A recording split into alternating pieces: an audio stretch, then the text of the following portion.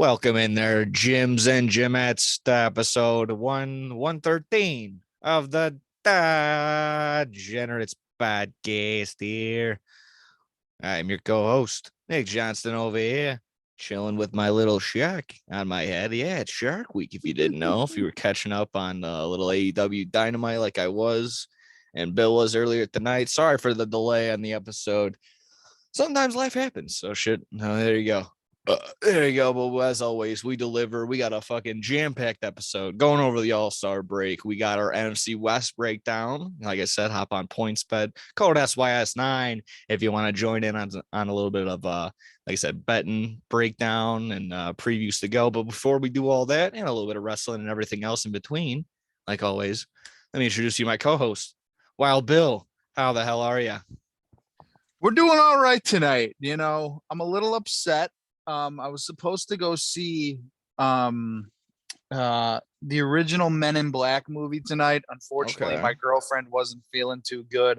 I was looking forward to it. I mean, everybody has one, and I like that was the movie that I always watched growing up. It was that and the first Jurassic Park movie, like were always on at my house when I got home from school or over the summer or whenever. I was watching one of those two movies, and I was super excited to go see it. Unfortunately, she didn't feel good, so decided not to. We'll watch it another time. Yeah. Okay. But other than that, we're not doing too bad. I'm a little fucking hungry. You know why? I'm not gonna throw no one under the fucking bus here on the podcast. Might have to go get some fucking spicy nuggets after this episode. But yeah, and we're a day late, $1 short. Oh yeah. Those new strawberry frosties. Oh yeah, if Mannheim Wendy's doesn't have them yet, I'm gonna write a fucking letter because those I don't want to have to drive all the way to fucking Bensonville to get a strawberry frosty. Come on. Oh yeah. But yeah, we're a day late, like Nick said, little fucking scheduling conflictations. That's not a real word, but I just made it a real word. But we're here. Like you said, we got a lot football, baseball. We figured wait an extra day anyway. We can get the All Star game and everything that comes along with that in there. We got some wrestling, NFL, like Nick said, NFC West all day, gambling, picks, everything like that. So it's gonna be a fun one. Oh yeah, absolutely. And then I know you got a little bit of a like a preview question you want to get into, but I know, as always, I got my got a little phone call from our boy Troy if you want to get into that as well. I think let's go ahead and preview a question really quick. So we like doing this every once in a while. We see a would you rather or what would you do or whatever. Just a fun question that I'd like to propose for not today. We'll do this another episode, but everyone listening, you'll immediately something will pop into your head when I say this phrase, no matter what sport it is, no matter what era, whatever. Someone's gonna have a one or two of these that immediately pop into your mind. And my question: what are some of the most iconic sports pictures of all time? Obviously, we got the iconic Jordan slam dunk competition. There's the iconic picture of both Kobe Bryant and Michael Jordan, respectively holding the trophies in the locker rooms after they won it. And I think the one of the best of all time is Muhammad Ali standing over Joe Frazier. So I think that would be fun for us to do. Maybe not like the most, but just which ones we stand out to us. Me being a Cubs fan, you being a Sox fan, both of us being Chicago, sports fans, Bulls, Blackhawks, Bears. So there's a lot of moments. Maybe we can come up with a list for next week. Maybe top 4, top 5, some honorable mentions. Absolutely. I'll try. We'll throw the pictures up on the Instagram, up on the TikTok. Yes, I'm back in the TikTok game. TikTok's so much fucking work, but it's a great tool. So I'm fucking learning how to use it. I'm gonna start posting more shit on TikTok. Put it up on Twitter. You guys can fucking send us yours. What are some of the greatest and most, I guess, the most iconic sports pictures of all time? So we'll have a couple of those. Let's do it fucking next week. It sounds good to me. We'll start off episode 114. Troy, I want to hear some of your favorites too. DM them to us, cocksucker. Send it on the Instagram or the Twitter. I want to hear what Troy has to say with that one. Yeah, as soon as I read that in our notes, I immediately just thought of like not only just like the still frames, like you said, but if I just showed you a moment, a still just and not in maybe just in any particular frame in any angle, you'd be like, oh, that's that. So I figured, yeah, maybe just a couple off the top of the dome. I had like the Pete Weber celebration, like the "Who do you think you are? I am," Yeah, like the something like double that. the double thumbs back Mm-hmm. at him. Yeah. See, like Exactly. we immediately just know what we're talking about. Exactly. If I showed you that, you'd be like, "Oh, who do you think you are? I am." You do it like you would. It would just go immediately. Maybe you wouldn't know exactly who it is or what was going on, but you know the moment exactly. That's what I would thought of right away, or like the like other side. And like I said, we'll get into a bunch of them, but like I think her name is like Brandy Chastain, Jessica Chastain, the soccer lady that took her shirt off when they won the What? Olympics. Or you remember that when No. they celebrated on the field and she either won the women's World Cup or the Olympic. I don't remember. It was not like the year I was born. So like that's a famous one. Uh yeah, like you said, the Oh, okay, Muhammad. yeah, I know which Yeah, one you you're know what I'm talking about talking now. about. Yeah, I know which one you're talking about. I had to Google it real quick. Yeah. Yeah, Because like I said, it those doesn't help when I don't know the name exactly off the top of my head, but it's Chastain, right? yeah, No? Yes. fucking her name Okay. off the top of my head. Yeah, it doesn't matter. But yeah, you know exactly what we're trying to do. Brandy Oh, Chastain, that's her name. I think it's a Jessica. Yeah. Whatever. It doesn't matter. Yeah, so like I said, we'll get into a bunch of those next week. But before we I also got a little phone call from Troy, got a little check-in from the boys. So let's see what's up in the world of Troy. How you doing this week? What's up, greatest podcast of all time? I have some big college news, so say my thing if you want with me. But Alan, take your notes. Take those The notes. big news is UCLA and USC is joining the Big Ten, and it's going to start the same time that Texas and Oklahoma are joining the SEC, which is the conference that Kentucky's in. Here's exactly what it means. First of all, it means that, Alan, you need to be taking your notes because me and the DAAAGenerates never said to stop taking your notes. Damn right. And, Alan, if you were to stop taking notes from Josh Donaldson or Grayson Allen, this is a podcast that doesn't listen to Josh Donaldson and Grayson Allen, so you don't have to listen to them. Thank you. The second thing it means is that come betting time in 2024, you're going to have to see how the conferences are going to be lining the teams up, because this is all happening pretty quick. And it's pretty scary for the Pac-12 because the Pac-12 and Big 12, because it's going to just give other teams ideas to leave the conferences and go somewhere else. Makes sense. Also, I never want to face Alan Ochino again in mini golf. He is a good person. Okay. I want to make sure I get that clear. Alan, you are a good person. It sounds like you're being threatened.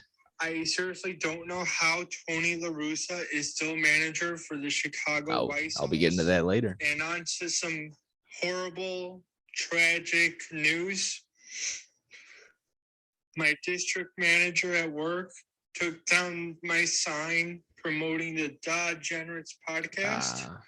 I believe that's kind of the stuff that's gonna get someone into the freaking bathroom. I don't know. Maybe the DAAAGenerates need to talk about that after I heard my phone call. But she took the sign down, and it never even got to see a whole month. Damn. I'm heartbroken over it still. I can hear it. So yes, that is your big college news. I seriously hope Alan took his notes, because I never told Alan not to take notes. And hey, my district manager taking the sign down, that's Josh Donaldson level type of bullshit. It's just uncalled for. And fuck Josh Donaldson. Thank you, Troy. Absolutely. Fuck Josh Donaldson. Yeah, Bill, I think we're gonna have to have a nice little conversation about maybe opening up that bathroom to throw someone in there after this episode. So yeah. Yeah, dude, Troy's talking about like bets in 2024. Like those are future bets. Yeah. Odds for fucking Kentucky or whatever the fuck he was talking about. Dale's got to be through the fucking roof. Lines probably aren't out yet, but I might find some backdoor fucking alley bookie that might take odds on, 2024 national championship Kentucky Wildcats. Perhaps. Yeah, I don't know. I heard a good one today. Possibly parlaying Ohio State to win their division or win their conference, and then parlaying that with Alabama to win their conference, the SEC. So I might end up doing that. Sorry, Kentucky might maybe look at the over in their wins. I'll have to double check on that, but. Yeah, I don't know. 2024 outlook. Well, yeah, we got not only that, a year in between. We got this one coming up right now. So I mean, let's bet now. Let's get into those. I mean, whatever. With that being said, yeah, I mean, we had I don't know, we had everything happen. We had a little break. We had wrestling happen a couple hours ago. We had some all-star participation. We had some home runs being cranked. We had a bunch of fucking people freaking out about, like, I don't know, airplane services. I don't know if you the Juan Soto and Paul Blackburn and all that bullshit. So where do you want to start? What do you want to do? I mean, usually we can do like like a Cubs White Sox check-in preview. They kind of played, but they had the All-Star break this week. So what do you want to do? Yeah, I guess we could do a quick little fucking Cubs Sox / their involvement in the All-Star games if you want. Yeah, sounds good to me. Do you want me to lead it off? You want me to go ahead? Yeah, go for it. All right, for sure. Yeah, like I said, it was All-Star break. Not all our boys were there, but I kind of pulled it back a little bit, understanding that, I'd rather have Dylan Cease get the start like that he did against the Twins and get the huge win, only giving up one hit in 7 innings. So that was humongous. But yeah, he definitely did deserve it. But I mean, we'll get into another story later on that I'm kind of like pulling back my argument and me freaking out last week about Albert Pujols and Miguel Cabrera being involved in the All-Star game, which Miguel Cabrera did exactly what I said. He grounded out to the shortstop, but Albert Pujols popped up to left. So 1 for 2 is fine with me. Either way, if you told me the White Sox were going to be 46 and 46 at the break, I wasn't going to be, ecstatic. But now, looking at it, understanding, it's nothing to write home to mom about right now. But all the injuries and, straight up underperforming, this isn't the worst spot to be in. We're 3 games back, 3rd in the division. We got only a game behind the Guardians. But, if we're not at full strength and we're still right there, it's still possible to get that little push, and like I said, only 3 games out of the division itself, 3.5 out of the wild card spot, which is absolutely crazy to look at right now. You got at least 8 teams right now, just like right there, neck and neck. Just it's fun. It's gonna be a fun race to the end of the season. But like I said, it should be way better, but it could be way, way worse. Since we last talked from whatever, the Sox did a pretty nice job splitting the series with the Guardians after looking a little bad. But and then they also ended up taking 3 out of 4 against the Twins, which I couldn't ask more. I mean, other than, what sweep would have been nice, obviously, but this was huge just to stay competitive. Outscored both teams in the series, 29-10 against the Twins, and then only outscoring the Guardians by 1, and then they end up splitting the series 2-2. So looking in a positive direction for the offense, which means maybe a little job security for Tony La Russa. So at this point, I'm kind of pulling back. There's going to be no reason for them to fire Tony now. I'm just going to have to just be done and kind of save my breath. Unless they just fell off an absolute fucking cliff. But I mean, at this point, it looks like if he finishes into a playoff spot, it'll be obviously finishing out the season. So whatever.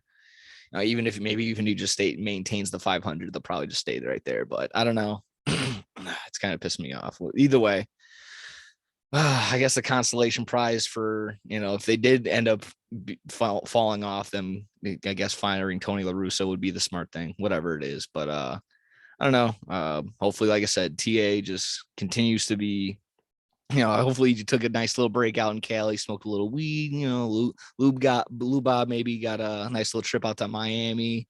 Maybe he got his Cuban Missile Crisis relief, if you know what I mean. Wink, wink.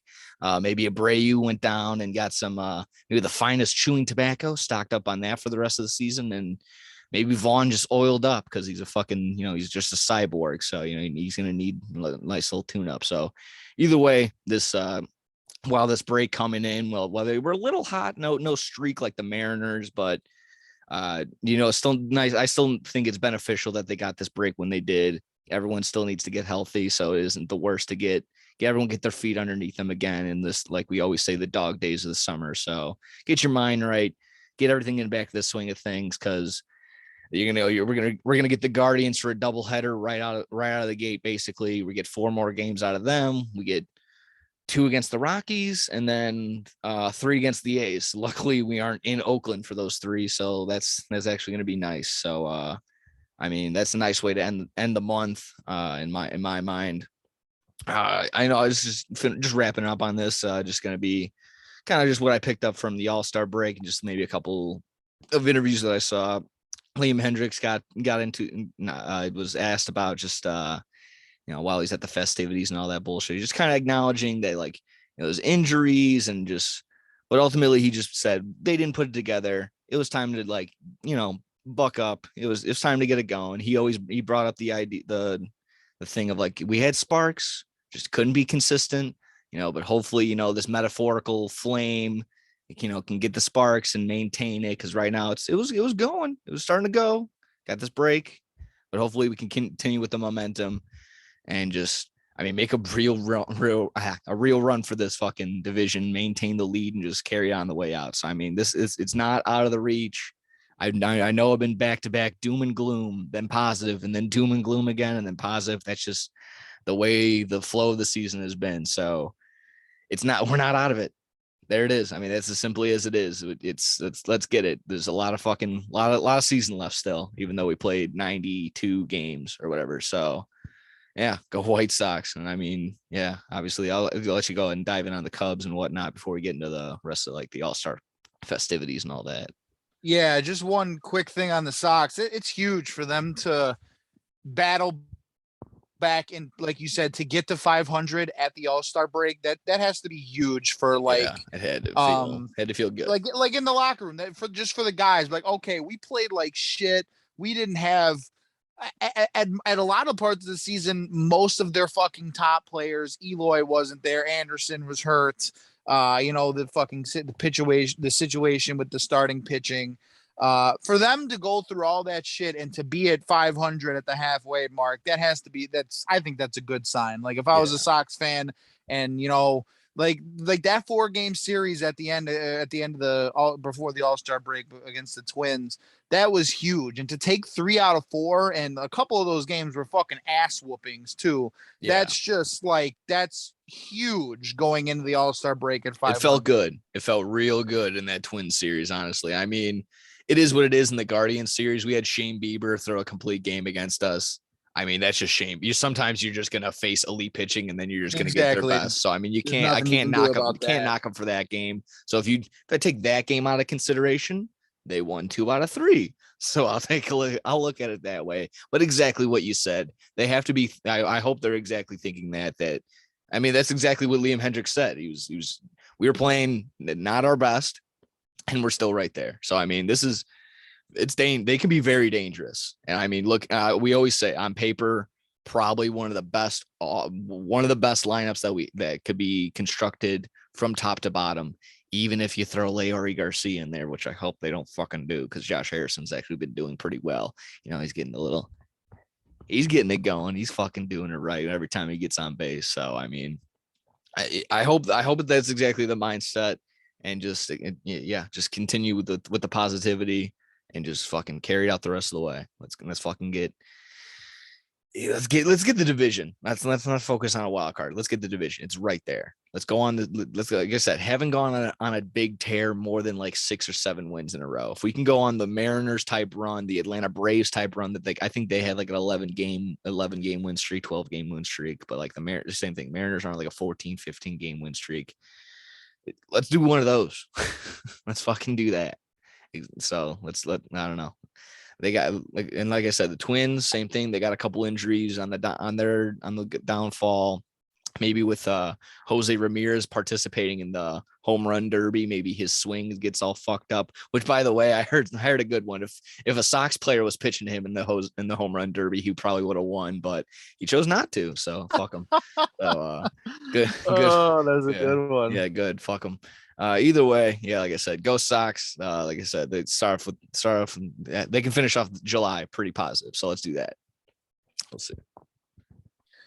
Oh, there we go. That's one hell of a fucking White Sox breakdown. Unfortunately, for all my fucking Northside fans, I don't have anything like that because it's just all fucking chaos and deep fucking depression here on a fucking Northside as a Cubs fan.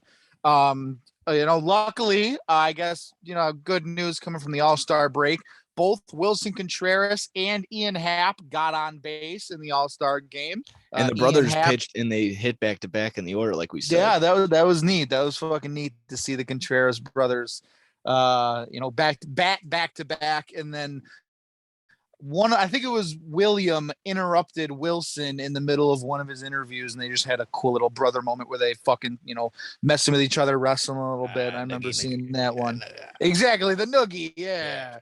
But Ian Happ fucking reached first base on a walk. I think it was Emmanuel. No, it wasn't Emmanuel Clase. It was whoever the fucking Detroit Tigers pitcher was. Worked the fucking full count, got the walk, and then Wilson got on a fucking ground ball to third base, booted by Jose Ramirez. So I guess both Cubs got on base. That's fucking good. Yeah. I mean, that's a start. Solid.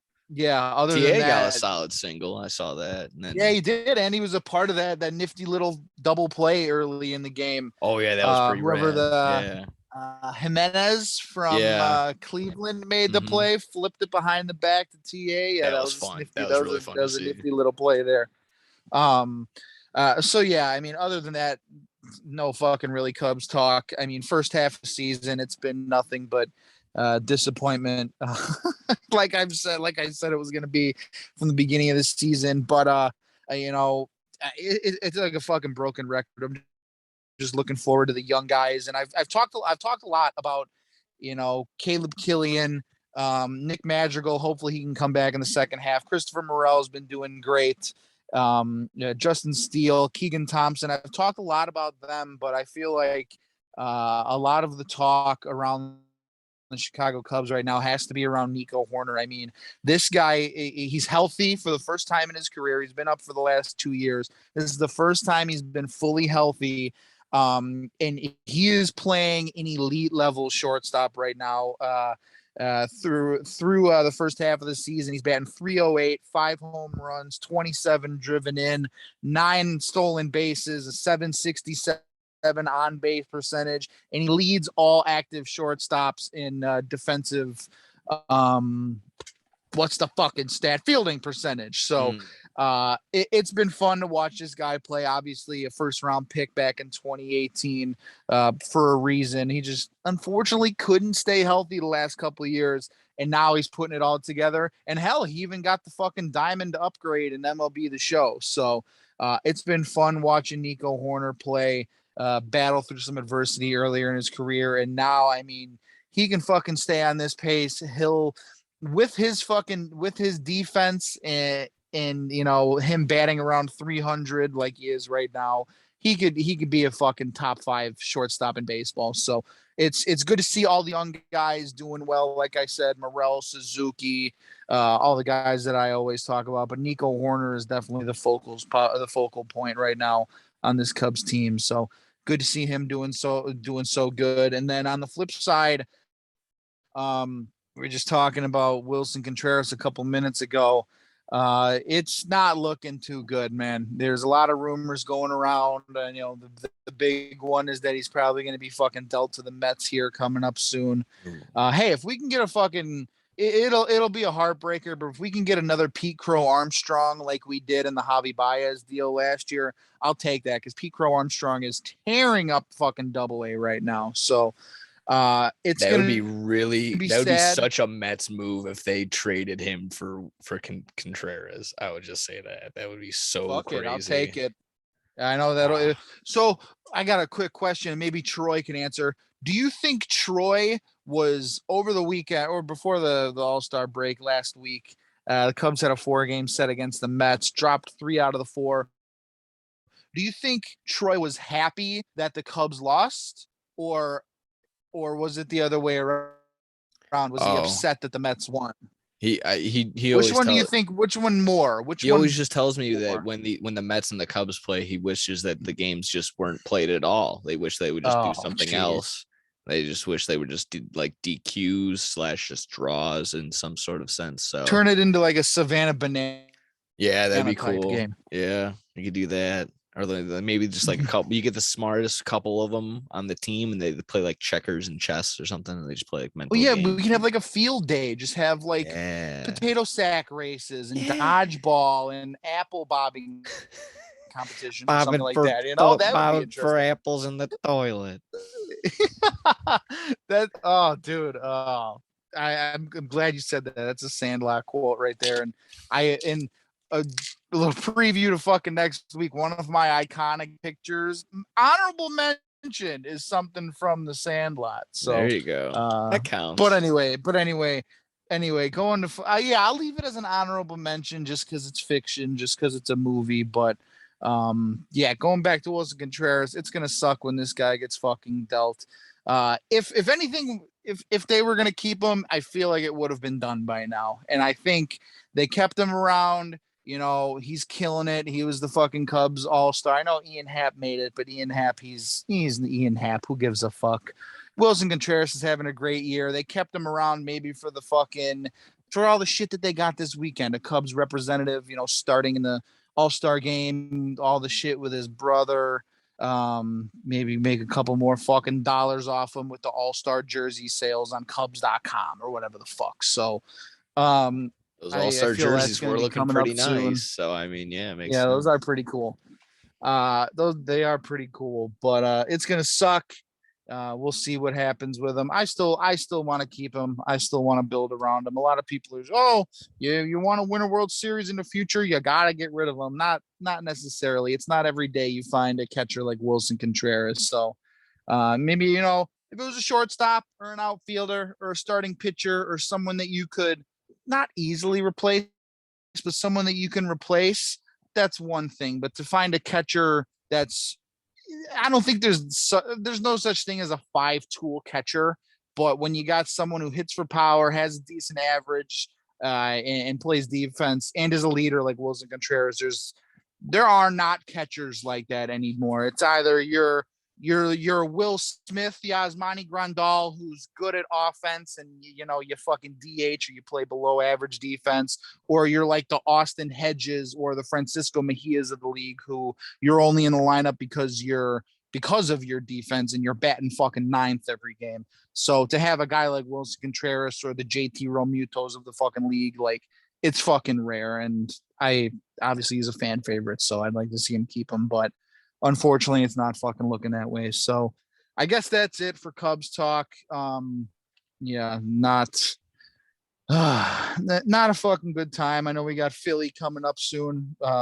Fucking Troy would have liked to seen Bryce Harper in the lineup against the Cubs smacking home runs. I think that 3-game series starts Friday. But with all that being said, we could wrap up fucking Cubs Sox and do a little more All-Star break and whatever baseball we got left. I just have one question on the Cubs, just on maybe just the draft, bringing that all in together as well. Just how do you think they did? I've heard mixed reviews on what the 7th overall pick, I believe, and it was a shortstop, or did they take a righty? They took a starter. I'll be the fucking first to tell you, I don't know shit about college baseball. I don't know shit about the college football or the college baseball draft. From everything that they said, they got a big hard throwing righty from Oklahoma. The Cubs only, I think the first 7 or 8 picks were all pitchers. So Yeah, they did. It was good I think for that pitchers. just shows what direction. Yeah. Yeah, the draft was good for pitchers, and if you were a son of a former player, that's what they said. That was like I was looking for like ups and downs of the draft, or maybe just like look. I was more specifically looking for like teams, but they gave me like shit like that. They're like, oh, starters. I'm like, oh, they're starting pitchers. Okay, cool. Just shit like that. But I mean, I kind of like what the Sox did, just to kind of throw it back our way. Noah Schultz. Big boy, 6'9" lefty. So I mean, from what I've heard, he was supposed to go to Vanderbilt, which is a big college baseball school, but a lot of people are saying that he's actually going to sign with the Sox. So good, sounds good to me. I mean, I believe they took someone else. I don't know the details, but again, hopefully he does the same, signs with the Sox. Yeah, I don't really know. Otherwise, if you had nothing else on that, we can just start talking about just the rest of the All Star festivities, the game itself, the home run derby, whatever you wanted to dive into. Yeah, I think with the Cubs drafting, I think like I said, first 7 or 8 picks were all starting pitchers. I know Albert Alzolay has been injured. He's coming off Tommy John surgery this year. He's not going to pick, but the starting pitching prospects, the Cubs have never been able to build any. I think Mark Pryor was the only one, and the dude blew out his fucking elbow because Dusty Baker pitched him 300 innings a year. But my God, that's besides the fucking point. It's nice to see the Cubs. The Cubs have always had success producing position players. Look at the fucking team with that won the fucking World Series. We trade for Rizzo. We get him young. Chris Bryant wins an MVP. Javi Baez fucking MVP season. Addison Russell, even though he used to beat his fucking wife, he was a great player for a little while there. The Cubs have never really drafted and grew their own pitching prospects. It's always been go out and sign Jake Arrieta, go out and sign John Lackey, go out and trade for Jose Quintana, bring in John Lester on a big contract. So for them to, I don't know jack shit about these pitchers that they drafted, not gonna lie to you, but with Caleb Killian and Justin Steele and Keegan Thompson and the success that I've seen out of those young guys on the Cubs in the majors this year, it's promising that okay, maybe we'll be able to produce and grow our own starting pitching going forward. So I'm excited. We'll see. I know I'm just excited. When the fuck Brennan Davis and Pete Crow Armstrong need to come up and start playing right away, because those dudes, I'm excited to watch those dudes play in a Cubs uniform. Yeah, if it's ever like that in terms of development, maybe just one good hire, and then you got a solid, got someone in there developing all these young pitchers, all these young guys. So it could be something like that. I don't know if it's internal, so it is what it is. Like I said, yeah, the draft was pretty decent. Like I said, the only thing I read was a lot of people said that the Cubs reach, but I mean, a lot of people said a lot of other teams reach. So I mean, it wasn't. I guess it was just all opinionated. It was whoever was just feeling hot that day. So I don't know. I'm kind of in the same boat as you. I don't follow the players close enough to know who's who. I guess I just follow the team and the scores just so I can bet on it every now and again. So yeah, that's basically it on the draft, I suppose. But I mean, yeah, fucking All-Star break itself, the All-Star game, the home run derby, bunch of shit to get into. There was not the controversy, I guess to say. I mean, I'll start with the All-Star game itself, and then we'll maybe we'll work our way backwards to the home run derby or something. But yeah, they started off with maybe just your thoughts on starting Kershaw over Sandy Alcantara, who was clearly having the better year in terms of that, but it was in LA. So everyone's saying you got to go with Kershaw. And I guess I'm just under the same thing. And this is the same reason I'm pulling back all my frustration and rage about giving Albert Pujols and Miguel Cabrera at bats. Now it's simply an exhibition. Like it doesn't matter. Like the winner or loser doesn't determine the World Series anymore. It hasn't It hasn't done it for years now. I guess I kind of forgot that, but I wasn't really, just in terms of who deserves it. I was just thinking about that. But if we're just along the lines of entertainment, you got to go with Kershaw in getting the start and getting an inning. And then that's why, if we're in the same boat on that, that's why I felt like I had to pull back on, being so upset about Miguel Cabrera and Albert Pujols. So either way, I just wanted to, like I said, get your opening thoughts on maybe the game itself. And I mean, I thought it was awesome. Just obviously they go crazy. Read some reports saying the viewership was down, but whatever. I mean, just it's baseball. I mean, having them mic'd up was awesome. I mean, Nestor Cortez was pretty cool with his deliveries. Alek Manoah was giving in some pretty good ones. Giancarlo Stanton, right before he hit his home run, he's like, "Hey, maybe I'll get a hit next inning." Ha ha ha! And yeah, sure enough, he did. That was a game tying home run, and then Byron Buxton that right after. So, I mean, yeah, just the thoughts on itself. I mean, yeah, shoot. What are you feeling? Yeah, like you said, it was fun. The viewership was at, I think they said like an all-time low. It was like only 7-point-something million viewers tuned in, that is low for an all-star game. But yeah, like you said, it was fun in LA. Yeah, they got to go with fucking Kershaw. They had, all the Dodgers in the lineup to start the game. Freddie Freeman, Mookie Betts, Kershaw on the mound. And yeah, it was fun to see everybody mic'd up and to cut Nestor Cortez pitching to Jose Trevino, who they're both fucking Mets.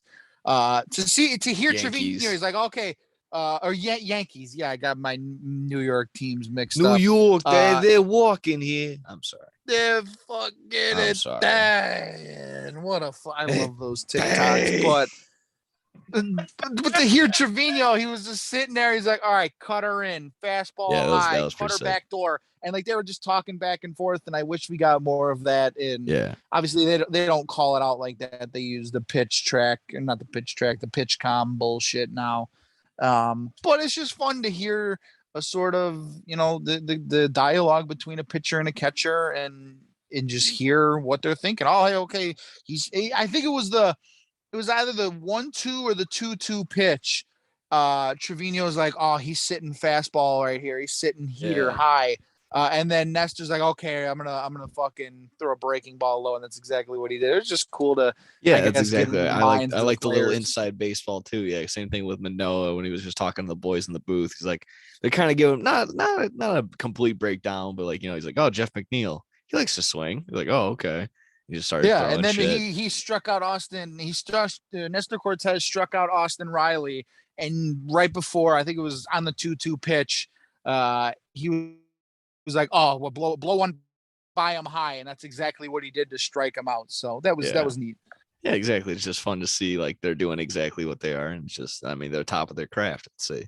I thought it was neat. Some people are bitching and moaning. They're like, oh, I don't know what it would be taking away, or if it's like, cheating or whatever, but it was fun to watch. It was fun to see. I think that was cool. I'm glad it was more of the pitchers and maybe less of like the hitters. I feel like, they got to focus on, trying to get a hit off of something that's flying at him 100 miles an hour. Well, you know what? I was thinking that same thing the other day. I was like, okay, they're in the batter's box. They're fucking, doing all this shit. But then I also remembered, maybe you remember this, the beginning of last year, spring training, when Anthony Rizzo and Chris Bryant were mic'd up, and Anthony Rizzo, both of them were mic'd up, and they were talking while they were mic'd up and hitting. And Boog Shambi was talking to Chris Bryant. He's like, what are you sitting on right here? And it was like 1-2 or 0-2 or something. And he's like, oh, this dude's definitely bouncing a slider. And he bounced the fucking slider. And Chris is like, okay, he's coming fastball high. And he came fastball high, and he hit a fucking ball down the left field corner and got a double on it. So I feel like that would be cool too in an all-star game. Yeah. Like to see if they can do that, if guys can do it like that in the, the spring training games, why not do it in the all-star game? Yeah, that was pretty cool. I also like another thing, the ump cam. More of that. Yes. More ump cam. More of the, all these fucking people. Oh, baseball's easy. Hitting a baseball, you're not fucking swing at that. It's right down the middle. Well, now you get a better fucking view when Sandy Alcantara's throwing a 101-mile-an-hour sinker that starts at your fucking chin and ends at the fucking tip of your cock, and you're like, okay, yeah, I can't hit that. I don't know who came in, but one of the relievers in like the 7th of the 8th for I think the AL just throwing 103, just two or three straight times. That was a closer for the Ryan Helsley, closer for the Cardinals, and he was pitching to Luis Urias Luis Arias, through like 2 or 3 consecutive 102, 103s. And she's like, I'm not hitting that. I can't hit that. Like that's just... one of them was a strike, and you just saw Arias' eyes. Like he's mouthing it. He's like, what am I gonna do with that? Yeah. What are you want to hit that? Wow. I'm not gonna hit that. You fucking hit that. You fucking hit that. I'm not gonna hit that. I know that's actually that's the like fun thing. Like it just shows that, like, even when they're having like a bad at bat or whatever, like they're smiling, like they're having a fun time. They're like, maybe a little, I guess maybe a little lackadaisical, but they're not doing errors. Like it's literally the pitchers came out to pitch. I don't know. So, I mean, I thought that overall, while it was, snooze fest, it hit the under, a 3-2 game. It was fun for a guy like me who actually pays attention to the game and likes like some of the small stuff, even though, I didn't play necessarily or whatever, but I enjoy this shit. I like the small little, the pitching battles and all that shit. But I thought this was great. This is a great presentation of it. Yeah. I mean, I thought that was fantastic. And like I said, Tim Anderson gets a hit. The Cubs had some people on base as well. Hey, we got walks, baby. We got to walk. You get on base. If you get on base, that's it. That's all you got to do. Just get on base. And then Liam Hendricks comes, or Liam Hendricks. Liam Hendricks comes in, fucking doesn't get a full inning, but he didn't swear this year. That's true. But he didn't get the strikeout. That's what he was upset about. I did like that about too. And then kind of bringing up who was the draw of the entire week, or maybe just the unsung hero. Julio Rodriguez catches the only out that he produces, and he's about to fake throw, like he's thrown into the crowd. Like, come on, give me the ball. So that was fun to see. Yeah, he was fucking with them. He was about to throw it in the crowd. He's like, But I know, especially over this weekend, now I know who Julio Rodriguez is, the young rookie who just absolutely tore up the home run derby. Unfortunately, I guess he didn't get the win, but he had 89 home runs. I don't know exactly what he did, but I think in the opening round he tied some Ken Griffey 32. Jr. record. Yeah. So unbelievable. I mean, if you're in the same sentence as that guy, you're doing pretty awesome, and also a little fun that he's on the Mariners. That's pretty cool too. And they're red hot. This, like I said, this was awesome. This is kind of his weekend. After everyone's gonna know his name after this, so I guess it's a fine transition into the home run derby. If you thought that's all right with you. I mean, I don't know if you wanted to break down round by round, but I figured just guess we were just wrong on Albert Pujols. He actually beat Kyle Schwarber, which I don't know. Did you watch it? Just overall? It was fun. I think. I say this every year. I don't like the format, how it's a bracket style format, because exactly you can get 35 and your opponent can get 34, but the guys in front of you can get 12 and 13, which is basically exactly how it was. That. Yeah, no, it should that in that sense it should kind of go back to what it used to be, where you get the 10 out, not the 10 outs or whatever, but. Yeah, you should. I don't know. No, you should get the time limit. I don't mind that it's timed. I like the time. I like that you're able to earn an extra 30 seconds if you hit the 2 over 440 feet, which Pujols didn't hit 1 over 440 feet. Poor guy. But I mean, I feel like the top 4 should advance, and then the top 2, and then you fucking duke it out for the finals. I don't like when. Like Pete Alonso, I think in the second round hit 20-something home runs, and I think it was 23 or 24, lost to Julio Rodriguez, and he was out. But on the other side, it was like Pujols hit like 18. Come on, I'd like to see fucking Pete Alonso and not necessarily Pete Alonso, but the top guys with the most home runs hit in the finals, or they could even go, which I think would be crazy. Find a way to work like distance into it. Like, okay, This guy hit 20 home runs. This guy hit 16, but the guy who hit 16 had 800 more feet or something like that. Find a way to implement that. Isn't that what they were going to do guys if to the hit All-Star fucking game? nukes. I'm sorry, but isn't that what they were going to do if the All-Star game went into extras? Is that how they were going to do it? They were going to do I don't know. I wasn't don't it know most about home that. run? Yeah, I don't remember either. That was it was kind like of a middle- convoluted, but yeah. I wanted to see that happen considering it was so close and that they just decided to throw that rule in last second anyway. So I mean, I wish that would have been cool to just see for ourselves, but I mean, I guess the win itself. But I mean, yeah, just back to the home run derby. Yeah, what you were saying about. Go ahead. Sorry. Yeah, so I think they should switch the format up. It was cool, I guess, to see Pujols make it to the second round and just gas out and get his ass kicked by Juan Kyle Soto. Schwarber was like a heavy favorite to win that round. Yeah, minus Schwarber, 300. that dude's fucked up, man. How do you lose the? Some were saying that he was shelling it. That he was doing it on purpose. I don't know. How does a guy like Kyle Schwarber I don't think he lose to Albert was. Pujols? I don't know. It looked like he was legit trying, and from looking back at it, I mean, he was just straight up missing it, just like hitting grounders and just pop flies. Like, he definitely looked like he was trying. I don't know. Yeah, you got to also that think one like thing. it's some of the pit, like if the guys who's pitching the ball aren't giving you good balls, you're fucked too. So yeah, there's a lot of pressure on that pitcher too to put it exactly where you hit it. Now with Julio Rodriguez, he was hitting everything. Like they showed a little spray chart of where his balls were being thrown, and they were middle to inside and high, and he was just hitting them all out, pulling them all to left field. Pete Alonso's pitcher, every fucking pitch was in like the middle quadrant of the strike zone, which was crazy. He was just putting it right down the middle every fucking time. I don't know how he does that. And that's what you crazy. need. Yeah.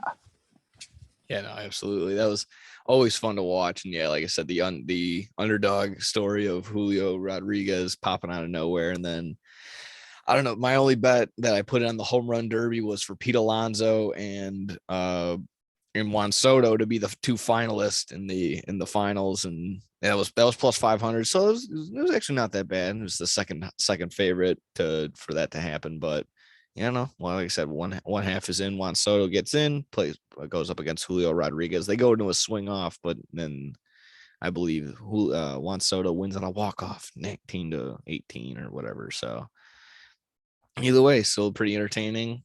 He gets paid a little extra for, I guess, rejecting the contract that he got offered, $440 million. So now there's a bunch of stuff from that fallout, and a bunch now they're completely open to trade on him, and they didn't book his flight along with Paul Blackburn, or the A's didn't get a flight. But shout out to the Astros for one time not being the shittiest team in the league and actually helping out somebody.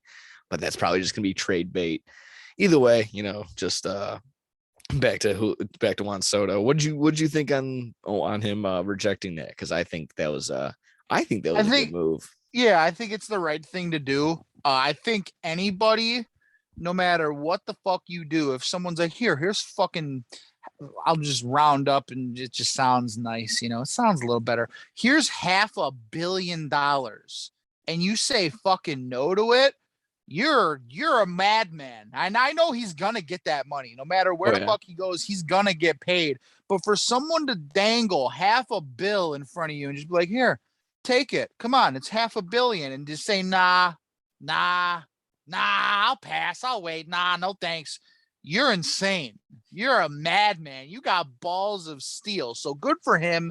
He's going to get paid. Don't fucking waste your career away like Mike fucking Trout's doing in Los Angeles. He got fucking paid $400 million, and that dude's never even going to play a fucking baseball game. Now he just gets mad at his teammates. That's fun to see. So don't fucking do that. Juan Soto, as much as I'd hate to do it, go fucking play with the Yankees. Take Aaron Judge's spot with that short fucking porch in right field. Make fucking $500 million. Hit 45 home runs, even though 32 of them would only be a home run in Yankee Stadium, and get fucking paid. So and win some fucking playoff games, because I'm tired of seeing fucking, I don't know. Two guys here in Chicago, Ben Zobrist and Joe Creedy, being fucking MVPs in the fucking World Series or playoff heroes. I want to see fucking Juan Soto and the big guns go out and fucking do it for once. So we're not going to get it with Mike Trout. That dude's fucking lost in, the mess that it is in Los Angeles. He's never going to make the fucking playoffs. So Tani, he's fucking walking. He's going somewhere. So yeah, go out. He's a madman for saying for fucking turning it down. You're insane. But I guess it's a good insane because he's gonna fucking get it no matter what. I don't know where that trade is coming from, but obviously being, so Sox have a pretty decent little couple of prospects and whatever. If anyone's on the fence, you have to give up all of them. I know. I'm okay with that because if just thinking like the odds. And I always think of always compared to Family Guy because that's basically what I grew up on. So you got to think of that scene where he's like, we can take the boat or we can take the mystery box. It could have a boat in it. You got to think like that. We can have all these prospects or we can have Juan Soto.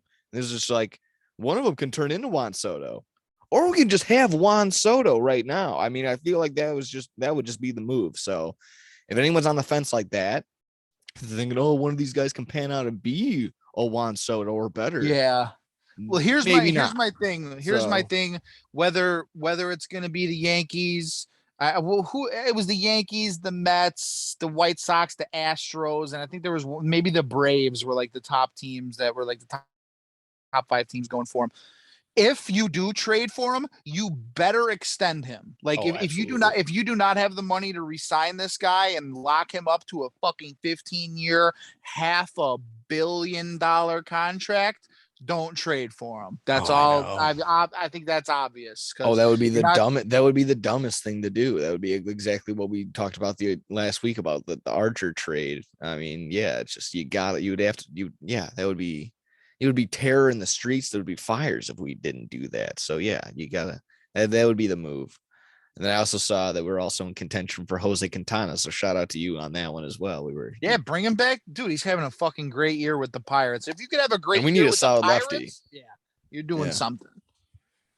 So I mean, yeah, that's pretty solid. That was on the Juan Soto news. I believe. I mean, yeah, like I said, and even if, just to deny the $500 million, I mean, just to be on the Nationals for the next, at least 10, 15 years, like he was supposed to be, that's just, didn't sound appealing to me. They sound like, looks like they have no direction at all. So, I mean, it was good on him.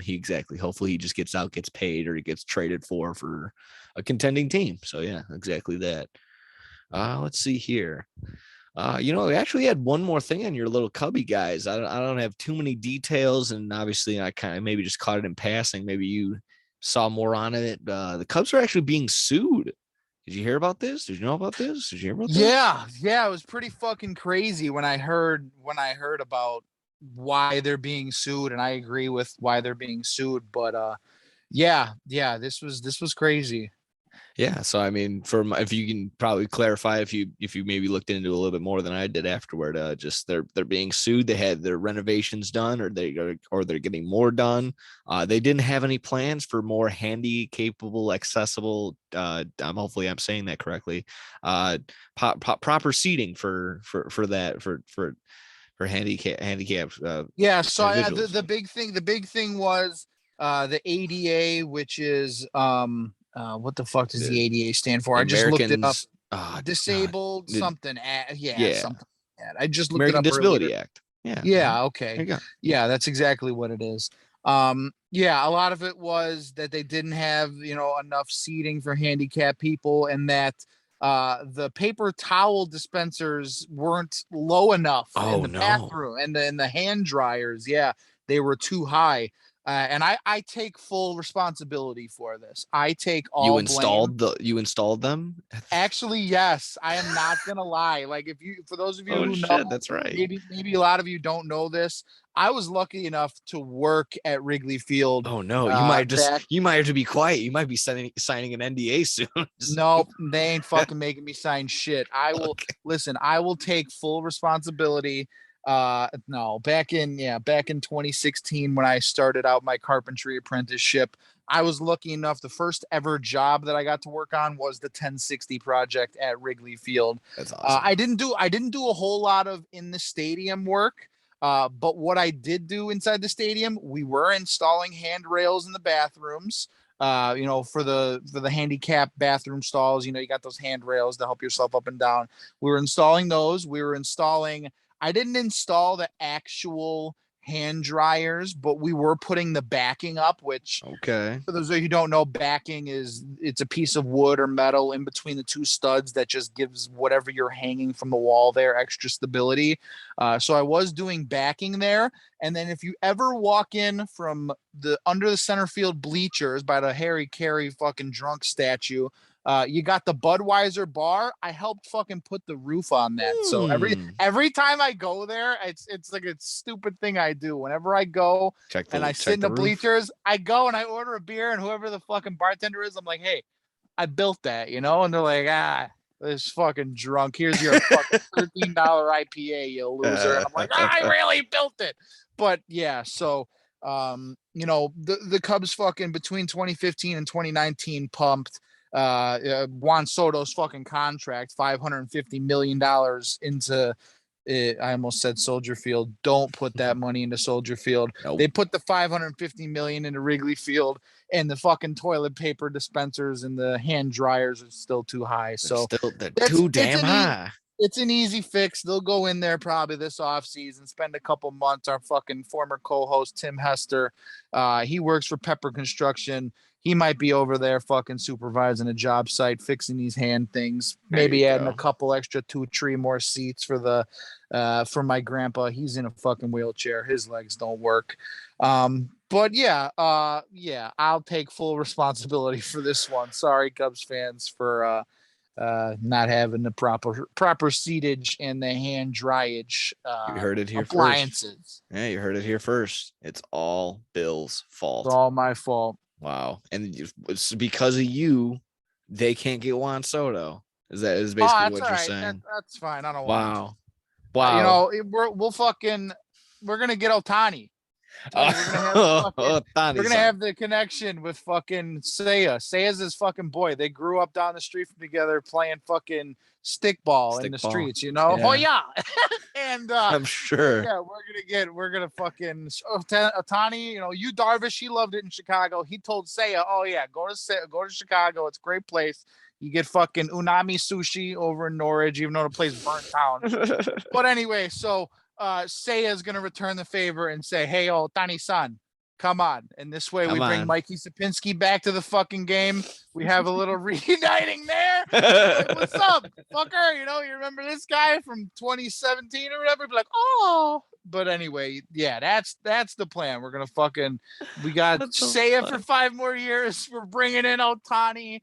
Bring back you, Darvish, and Hideki Matsui. We're going all fucking Asian for the next fucking 10 years. Oh, gee whiz. Yeah, have fun with that. I mean, it could be a solid core right there. I mean, we got our Cuban Missile Crisis over here in the South Side. So, I mean, it is what it is. So, yeah, let's see if you had any more on that. I got one other baseball thing that I've been waiting to tell you, and maybe you heard this the other day. They mentioned it. No, it wasn't during the All Star game, but they mentioned it sometime while they were talking. It was like maybe during the pregame All Star game or pregame home run derby. They were talking about the Yankees and what they were going to do in terms of additions and bringing in a pitcher, trading for Soto, bringing in an outfielder, whoever the fuck. And they were talking about Joey Gallo and the bad season that Joey Gallo's having.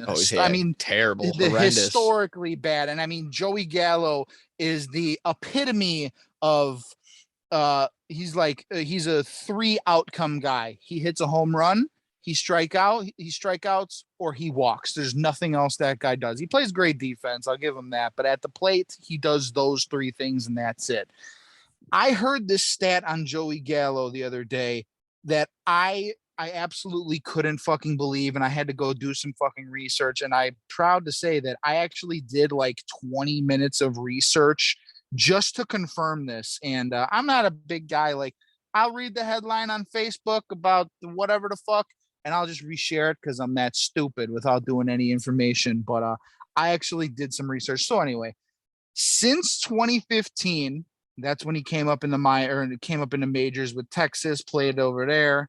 and then got traded or got signed with the Yankees the last 2 seasons. Since 2015, can you guess how many sacrifice flies Joey Gallo has in his career? Since 2015, how many sack flies does he have? Oh, how many? Oh, I know it's in his career. ridiculously In his low. career. Yeah. Oh yeah, I know it's ridiculously low. I don't mean to cheat. I've heard something. I think I heard it sometime last year. Is it only like 3? Something like that? You are very close. He only has 2. Oh, damn it. I just there. assumed because I feel like we had 2 last year. Because I assumed we were talking about it. He must have just got 1, but yeah, fuck. Yeah, right. I mean, this guy, 2 sacrifice flies in 8-year career. 8-year, Jesus Christ. About 8 years now, 7.5, 8 years. And for being a big power guy who is known for hitting high fly balls, hitting mammoth tape measure home runs, to only put 2 sacrifice flies up in your fucking career that score a run is absurd. Yeah. I remember this was maybe 2 years ago now. It's happened since, but Joey Votto of the Cincinnati Reds, this was a stat that blew my mind. The first 10 years of his MLB career, he never popped out to the catcher. Never. It was in like 10,000 at bats or something like that. And I thought that one was crazy.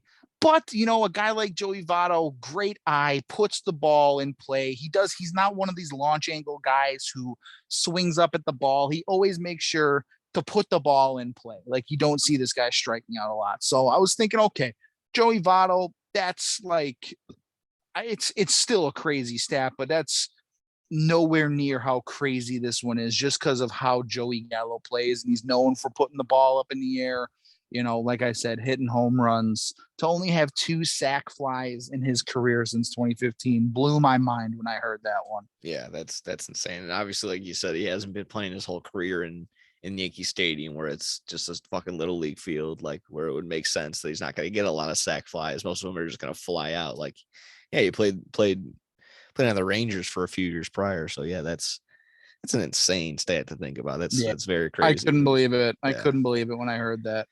No, yeah, that's that's pretty crazy. Yeah. And then just thinking about it, that's the 1 in 10,000 chance that you don't fly out to the catcher, and sure enough that it does. And if you're Joey Votto a couple years ago, yeah, that's a fun one. I had 2 more. I'll quickly wrap up on baseball, just so we can get it going.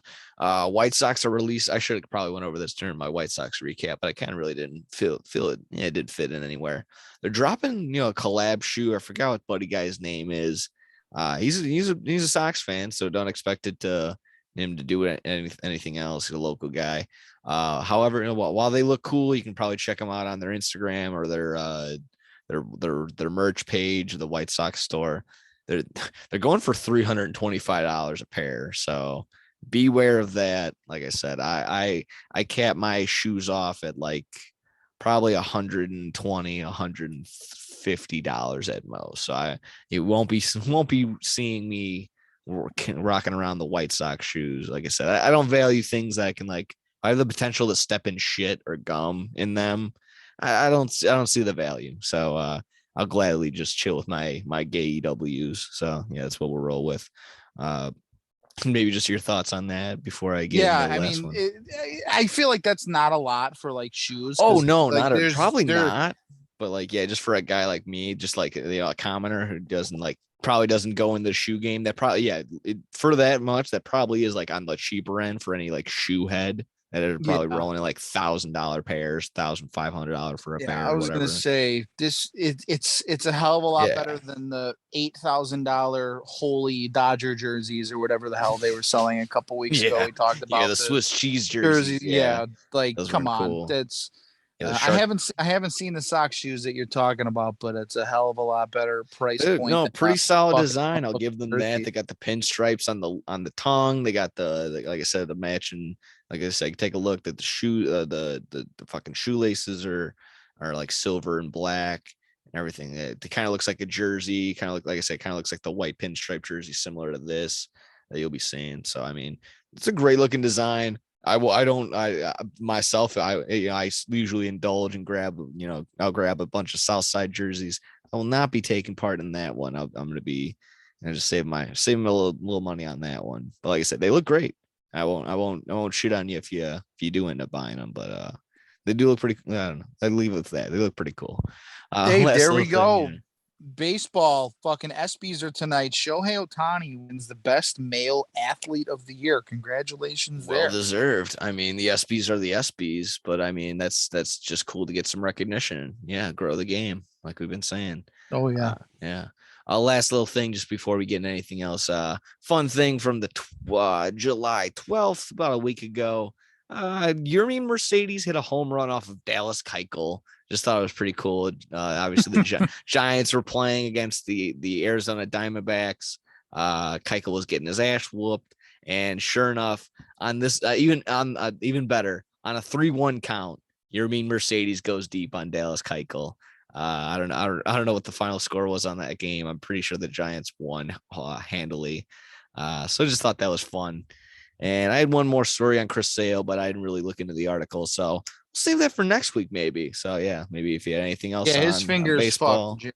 Oh yeah. I mean, yeah, that was gnarly. I actually completely forgot about that. But the title of the article that was sent to me was actually Chris Sale, worst signing in Red Sox history.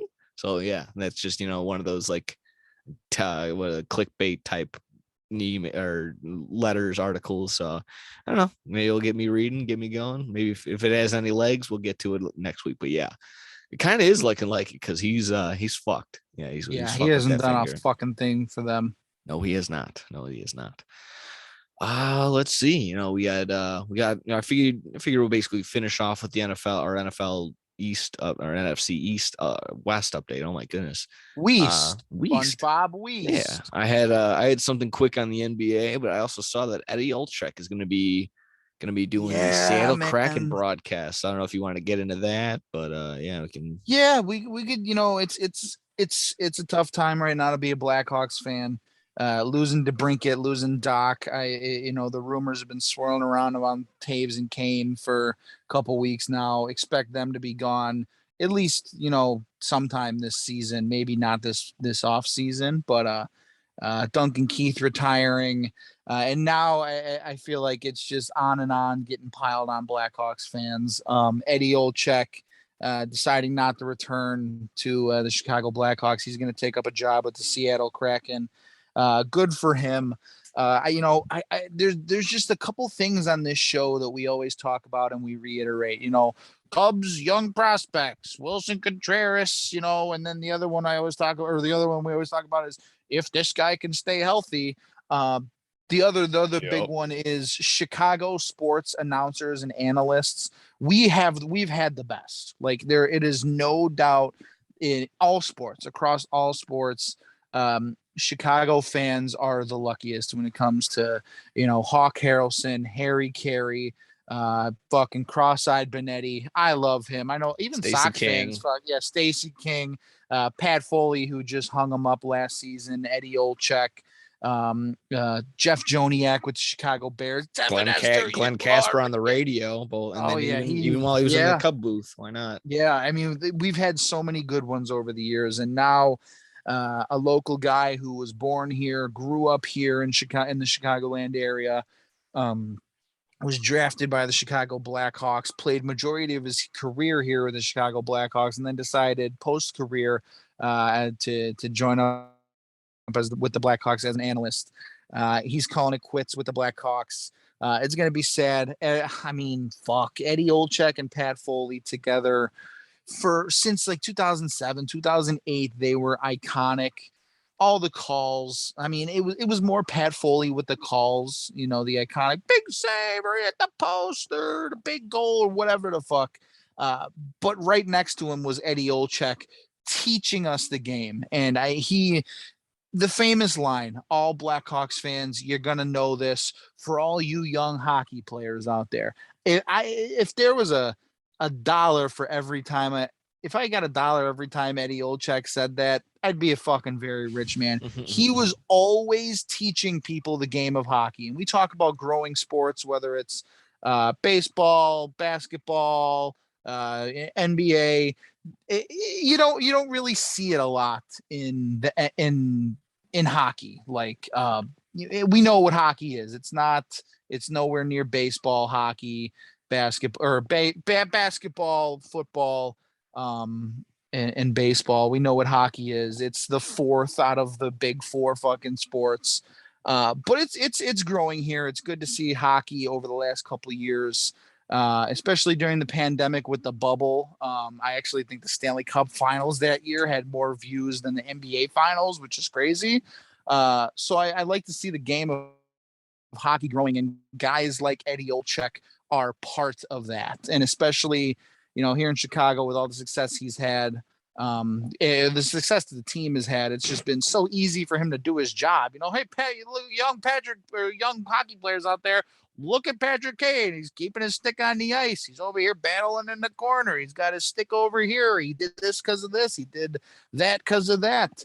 And I think he's going to do a great job with the Seattle Kraken, who are a brand new franchise. Hockey is relatively new to the Seattle area. They've never had a hockey team up there before. So I know myself, I got into hockey late in life, 2009, 2008.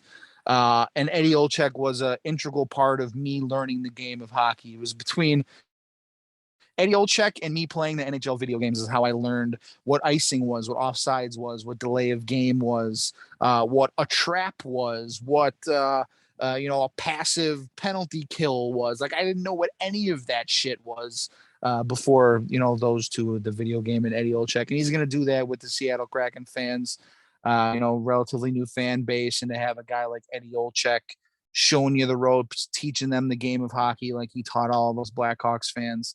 I'm happy for them. Obviously, the Blackhawks they're lost. It's just shambles right now. The whole fucking thing. We're tearing everything down. I never thought we would tear down our announcers and our broadcasters too, but apparently we are. So good for him.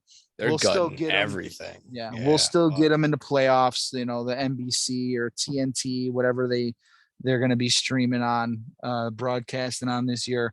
Obviously, Eddie Olczyk's always doing a playoff game, so we're still going to get him there.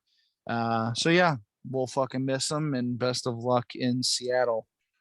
Yeah, that'd be, just thinking about it right now, probably not going to happen, but just in the thinking like my wrestling brain, bring him back like like a WrestleMania type deal, like maybe for the Winter Classic, you can have them two reunite for another call, whether or not the Blackhawks are even playing. Just have them call the game. That'd be pretty cool.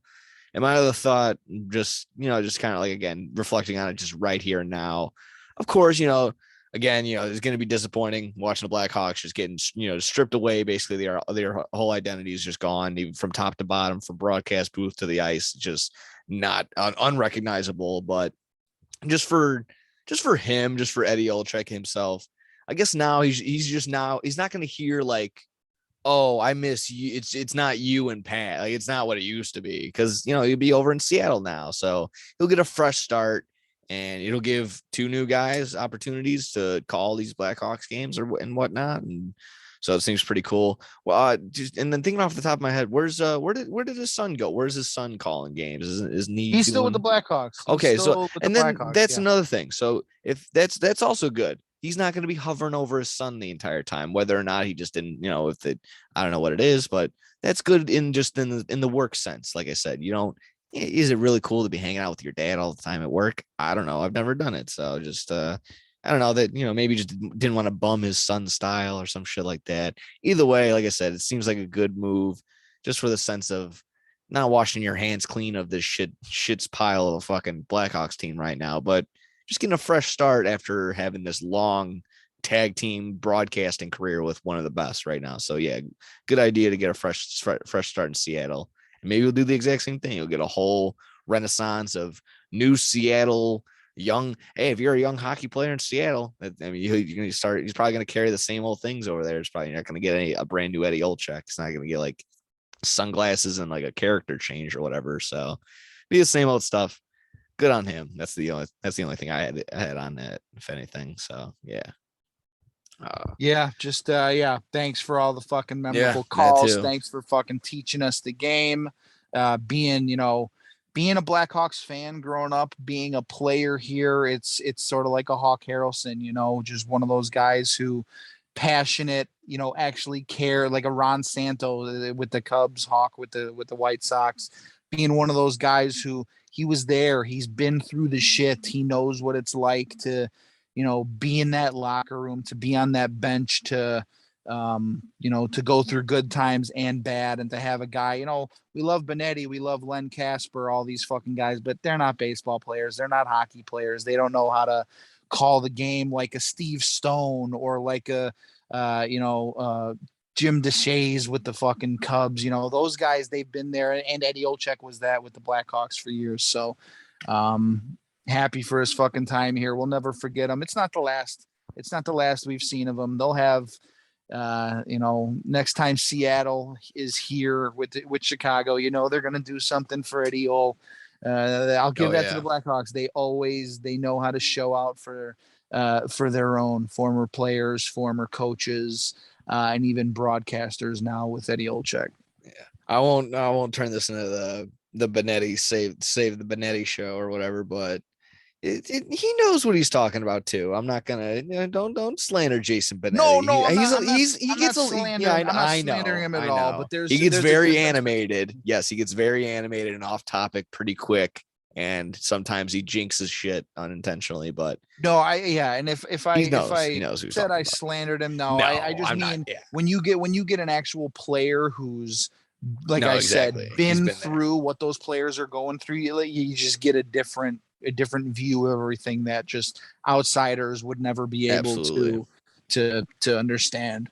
Yeah, absolutely. I get what you're saying. 100%. Yeah, and that's that on NHL. I can do a quick little run in on some NBA, and then, like you said, we have this NFL breakdown of the West, and then some quick wrestling to finish us off. So, like I said, quick little update on Lonzo. I was hearing some conflicting arguments, but last update I see his status is just according to SB Nation, or is from SB Nation, is the last thing I saw. They shared a tweet, a quote from Mark Eversley. Hopefully I'm Eversley. There we go. Indicating that the goal is for Ball to be back on time for training camp in the fall. So that's, like I said, I think they were saying they're kind of on track, but not as fast as they were hopefully going, but it's whatever. At first I was panicking and hitting the why the fuck did we sign this ass wipe button, but hey, that's what you said all the way back then, and you did a 180, and now you should be doing that 180 back. I know. Like you were right. No, I was hitting. Like I said, I was about to do it, but then if the time is, if it's right, then it should be okay. But we also kind of did prepare for this with the draft and just signing the guys that we did. If Ball is out, they're kind of ready to go. They got Gorgon Dragic. They got like I said, they drafted some guard early. Hopefully they end up moving Kobe White, but they already got the Io DeSumo, and they still got Alex Caruso waiting in the wings. Hopefully he stays, but hopefully, like I said, hopefully we have the great white hope for a little bit longer. But everyone stays healthy, as long as Lonzo is back on track, gets back into, as long as he's back in there by the time that they said by training camp, by the beginning of the year, then it should be no problem. And his defense truly does make a difference. So like I said, hopefully gets better. I don't know. We ain't got all day to so hopefully get on it. That's about it. That's literally it from Lonzo. Like I said, it's just quick little thing from him. I saw it on my phone pop up. They're like freaking out about it. I hope he's okay. I hope we figure that out. That's going to be big detriment if he didn't get on the court. But like I said, we're ready to roll if they don't. They signed Gorgon Dragic, who isn't going to step up and be too crazy, but it is what it is. I think they plan for the worst. They plan just in case. So either way, if you had anything on that, we can just get right into our NFC West breakdown that we did from last week, or that we said we were prepped for. I don't this got week. jack shit on basketball. There you go. About it. Yeah. So all right, for sure. Last week we spun our wheel and it landed on the NFC West. Before we get into the NFC West, SpongeBob, the West. Do we want to spin again, or do we want to spin right afterward? When we preview? When we wrap up, we'll wrap up NFC West. We'll spin the wheel then. All right, and we'll decide who we got next week. Let's go. Yeah. So let me take a look quick, see how I did it in my notes. I mean, I basically have it how I have it. I have it the largest ad drops from each team, my biggest headline / question of the year for each of them. We're gonna go over who we think is gonna win the division. I got all the odds up as well. I got some numbers up on MVP odds of correlating to people that are in this division. Maybe got some numbers on anything like that. Over unders on wins to make and miss the playoff numbers. I got a couple props. And well, yeah, that's it. That's about it for me. So yeah, I mean, if you want, you got that all in front of you. I was thinking the same thing. Like we'll go over all those and go. Well, you want to go team by team or how do you want to do this? Yeah, no, I figured we can just I figured we go like section by section, like how I said. If you do like largest ad drops, we'll go team by team through there, and then we'll go to the headlines. But yeah, I know. I mean, in terms just to introduce the division and the teams, I would figure go over our biggest headline question of the year for them. Like I said, for the Rams, the 49ers, the Cardinals, and the Seahawks, like I said, as soon as we finish this segment, we'll go over who we'll be talking about next week. If you want to join in on some of the bets that we'll be going over and probably picking and sorting out, make sure you sign up with PointsBet, be 21 and over, be in Illinois, be in New Jersey or Iowa, and then use the code SYS9 to help us out and yourself. Get those fucking free bets, and maybe you can, like I said, get some free future bets on this shit. Before we get into all that, like I said, Rams, in my mind, how bad will the championship hangover be? I mean, in terms of that, like I said, they obviously well-deserved. Matthew Stafford getting his first one. A lot of other guys, OBJ, is well-deserved on the year. Probably one of the top offenses. This just always seems to be what it is, and they have a pretty rough week one matchup coming out right out of the gates. They're going to be headlining. It's going to be Bills at Rams, I believe. I believe the line on that is even as of right now. I might be leaning towards the Bills in my mind. But yeah, just is the hangover going to be real? Is my question for the Rams. How are they going to just come out as hot as they're supposed to, or do maybe they just fall flat on their face for a little bit? And a couple of these guys got paid, Aaron Donald, Cooper Kupp. So, like I said, maybe people are getting what's the word? Maybe they're getting complacent with their get their money. They get a little paid. They don't need to go out and win as much. They got their ring. They got their thing. They got their Hall of Fame induction ticket ready to be clocked in already. What do you think on the Rams? Well, first off, let me just say, round of applause to whoever is scheduling these games to start off the season. I know last year we got the Cowboys Buccaneers over at the compound. That was a hell of a game to start off the regular season. And now, I mean, I don't have the Super Bowl like favorites in front of me. I'll bet that this is the most favorited, Super Bowl matchup for this season. Oh yeah, like, I think Rams, and it has to be the best. Like it has to be Bills. If it's not the Bills, it's Tampa Bay. If it's not them two, like Kansas City, and then the Rams are right there as well. So I think the Rams might be interchangeable at 3. So you're exactly right. They're a number 1 and number 3 most favorited team to be in the Super Bowl. Yeah, just right out of the gate. Bang, right in your fucking living room. So that's gonna be pretty cool. Pull this up. Oh, I was wrong. Oh, Super Bowl matchup favorites. The Bills Buccaneers, like you said, that was the first. The Chiefs Buccaneers second. Bills Packers are third. And then tied for third are the Bills Rams. Okay. I think the Rams are a better team than the Packers, and that's just not me being a Bears fan. That's me thinking rationally, like you don't have Devontae Adams anymore, and the Bears have a better fucking wide receiver unit than the Packers. But we'll talk about that. We'll get into that when we preview the NFC North. Yeah. So anyway, I'm sorry. Whoever's scheduling these games, give that man or woman a raise because they're doing a fucking hell of a job. Bravo. This is going to be an amazing game to start off the season. Do I think? Yeah, I think there's definitely going to be a hangover. I think there always is a Super Bowl. Sorry, I'm tipping my shark cap to them. I'm tipping my hat to them. I always think there is, especially when, you're going to have a home game. You're going to have the ring celebration. You're going to have some video montages, some fucking smoke and mirrors. Snoop Dogg's going to come out and smoke some weed on the fucking stage again. Twitter's going to be like, oh my God, he's smoking weed. Shut and up. the Bills bitch. got absolutely, like, they probably still feel like they got fucking hosed from that Exactly. whatever last drive. So they're going to be out for blood. And I feel like every year, whoever wins, they're like, oh, whoever's going to be playing them, whether they're in first place or last place, they're going to get their A game against them. So the Rams are going to play everyone on their very best. So, I mean, it's going to be tough. I mean, when we get into it, I still think they'll probably get their over on their wins. But yeah, I mean, this is going to be rough for them. Go ahead.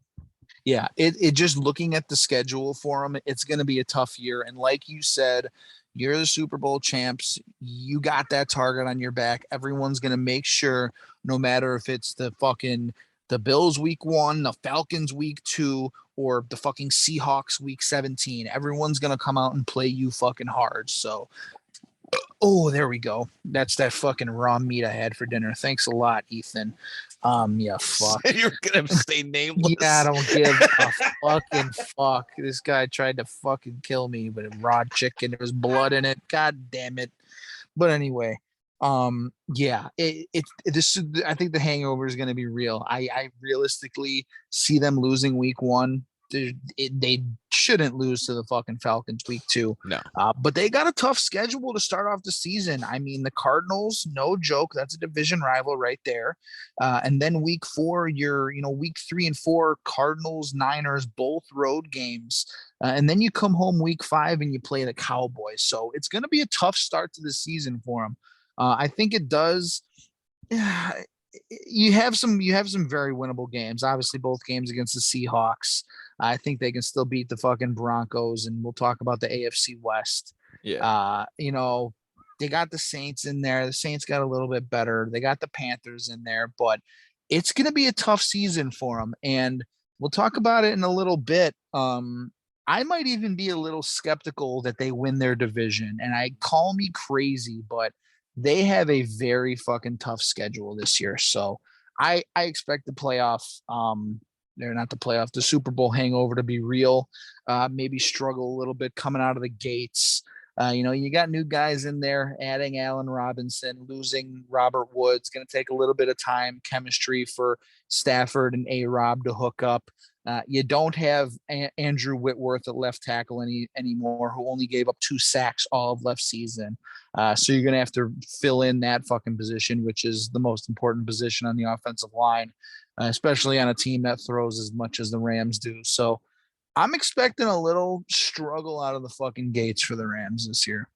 Yeah, definitely. Like you said, especially maybe starting off not too hot, but yeah, I just look, like I said, being able to look at the division. I love that the NFC West is playing the AFC West, so they would love these matchups. You're gonna get Bills. Excuse me. Yeah, you're gonna get Bills Rams. You're gonna get Bills Niners. You're gonna get Chiefs. Or excuse me, that's wrong. You're not gonna get Bills Niners. You're gonna get Chiefs Niners. You're gonna get the Chargers and the fucking Cardinals. Like, you're gonna get some pretty high scoring games from these divisions. So that's gonna be very exciting in my eyes. But yeah, same thing. Just along the lines of I know. Yeah, sorry. I figured we'd transition to the next team.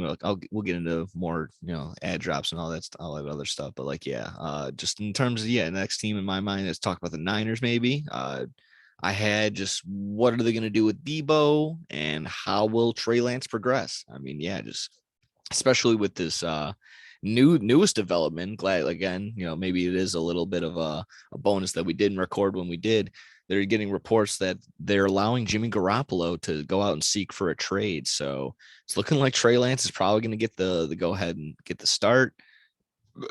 And then if you can maybe refresh my memory, did Debo re-sign? And he did, yes. Okay. So, I mean, maybe what if Debo is gone, but maybe just how they're going to utilize him, maybe where he falls in fantasy and all that. But I don't know, like you said, maybe we'll just tease the question right away right now.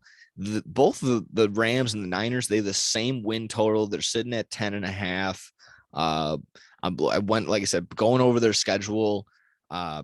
I kind of like gave them the split against each other, but honestly, it's going to be a dogfight between these two for the top of the division. So I feel like that could also be maybe just the main story that goes into it. I mean, the Cardinals could fight. It's possible, but they're not going to have Hopkins for the first 6 weeks. So that's going to be pretty tough. I know they got Marquise Brown to maybe step up and take a little bit of the slack off that, but replacing Hopkins isn't doable. So, I mean, yeah, I mean, exactly that. I mean, pass the ball back over to you on that. What are you thinking? Yeah, I think between Niners. both of these teams, the Rams and the Niners, what it's going to come down to, obviously, both of their defenses are going to be great. Rams add Bobby Wagner, Donald's back, Leonard Floyd's still there. You got Jalen Ramsey, and then obviously Fred Warner and all the the Nick Bosa, and the rest of the guys on the defense. Just the games, like you said, they're going to have to play both against the NFC and the AFC West. Rams line set at 10.5. That's tough to bet over under. I think what it's going to come down to is their run games. Can Elijah Mitchell and Cam Akers stay healthy? Yeah. Can those offensive lines stay healthy? And they went ahead but they went ahead and actually extended Jeff Wilson Jr. So, I mean, they're going to continue to have that three-headed monster down there. They're going to have Raheem Mostert, Elijah Mitchell, probably going to get the brunt of the load, which, I mean, rightfully so. He's probably the most talented out of all three of them. But, yeah, sure enough, this is going to rely on that. Cam Akers is going to have a solid season as well. It's gonna be the run game. I think will be the difference. That time management. Playing defense. Keeping some of those offenses that you're gonna have to play. You're gonna have to play the Chiefs. You're gonna have to play the Broncos with Russell Wilson, the Raiders, Justin Herbert. You're gonna have to play all those fucking teams in the AFC West. Not to mention you're still gonna have to deal with Kyler Murray, who's a pesky little fuck. It's going to be who can keep those offenses off the field more, I think, is, if that makes sense. Who's keep that run game going, keep that clock ticking, leave your defense off the field against some of these top offenses in the league. I think whatever team, I know we're talking Jimmy Garoppolo, Trey Lance. I think they both suck cock. But whatever offense can keep their run game the most consistent all year, I think we'll win that division. Yeah, I think that's what it'll come down to. No, that does totally makes a ton of sense right there. Yeah. I mean, Cam Akers coming off of what should have been a whole year, like he should not have played when he did, and he came back like a fucking Superman. Still put up pretty decent numbers in the playoffs, and yeah, I'm going to be I don't know exactly where he'll fall come fantasy and whatever, but he'll probably have a pretty solid season. And just looking at other stuff, other ad drops and extensions. Yeah, they worked on the option to keep Bosa on his rookie year, but their center Alex Mack, he went ahead and retired. So we'll see how that plays in anything. Looking onto the Cardinals, I see. Like kind of what I had already. Like I said, can they stay competitive with Hopkins? And maybe can Kyler Murray maintain being a top 5 QB, i.e., not having a lack of production like he did in the middle of the season after coming back from an injury. So if no injuries and maintaining a high production, let's see if he can do that. Like I said, they went ahead and they established that their offense is going to stay as it is. Zach Ertz gets a 3-year extension. James Conner gets a 3-year extension. Marquise Brown's going to be helping on the wide receiver end. Like I said, the only downfall right now is not having Hopkins for this first 6 weeks. So they've maybe don't forget Christian Kirk, who's making $70 million. Oh my god. Yeah. I mean, and then they also Rondale Moore, a very big speedster out of Ole Miss, I believe. They have a very solid wide receiver core. It's gonna be up to their defense too. I mean, I think their over under on wins is like hovering right around 8.5.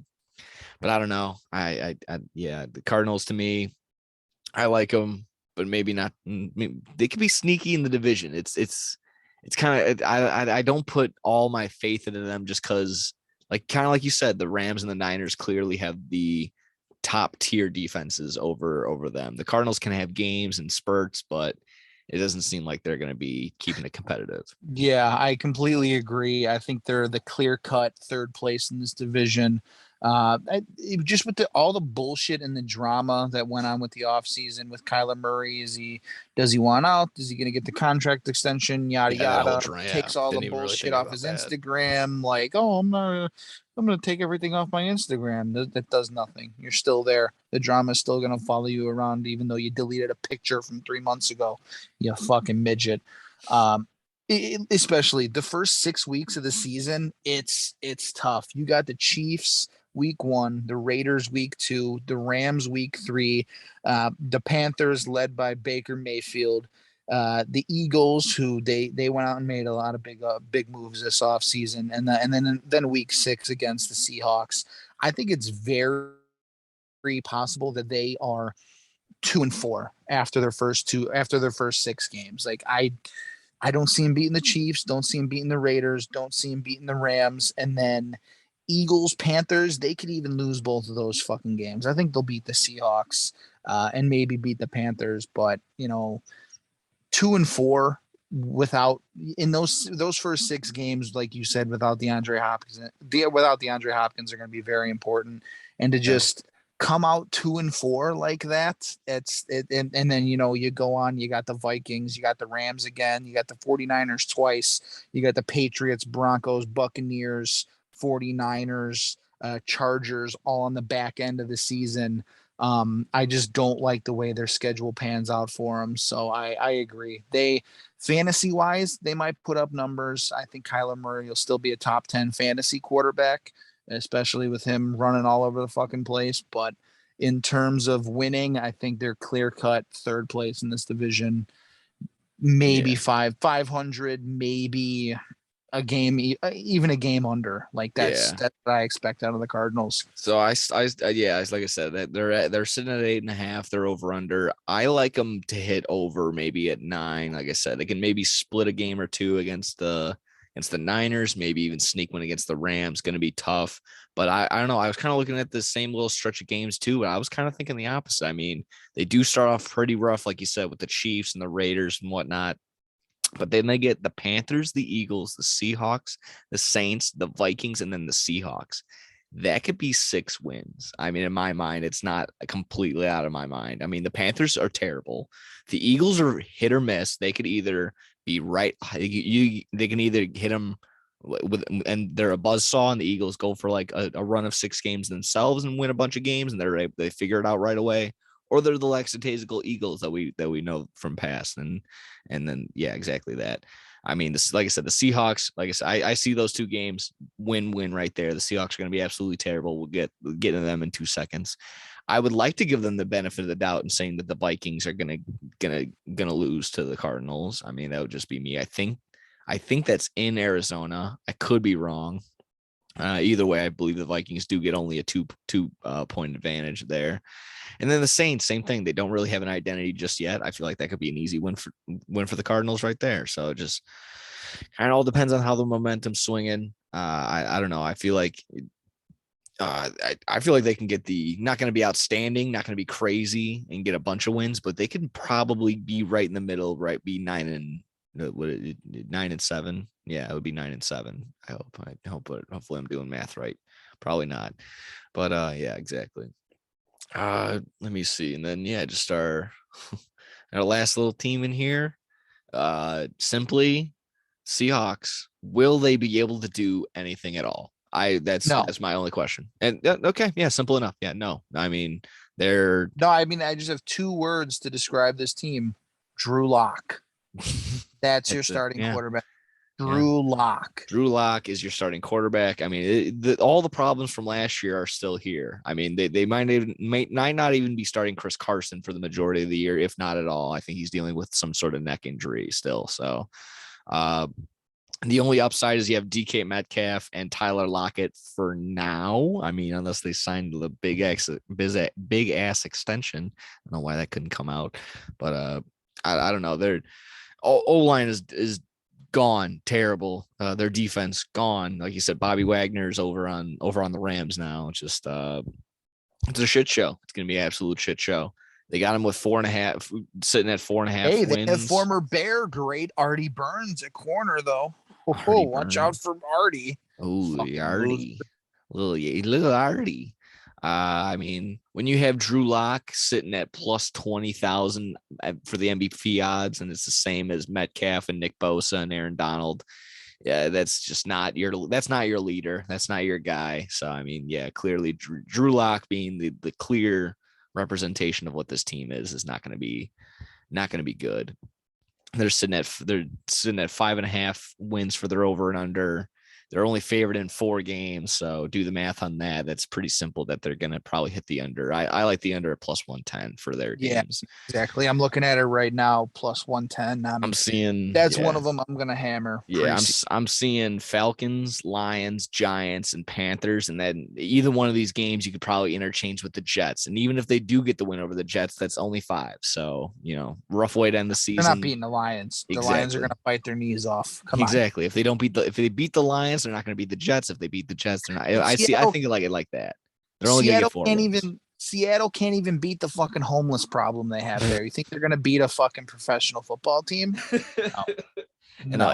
And oh boy, they get a fucking rough way to end the season. They get the Niners, the Chiefs in Kansas City. I'll even double down on that. They get the Jets, and then they get the Rams to finish off the year. So possible. I mean, even with the Jets, the Jets can just beat the shit out of them. As much as everyone is hyping them up as much as they are, they could probably put a pouncing on them. So we'll see how that goes.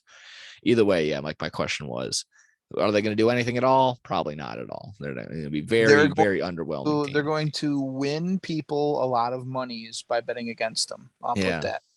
Is there no score first quarter for can I take that on teams? I would think I might do that. I might do that every single time for the Seattle Seahawks. Yeah, I mean, probably, and if not, hit up our friends over at PointsBet. You can request a bet. And then request a bet there. Make sure you use promo code SYS9. That's the only way you could request bets if you didn't know. Yeah.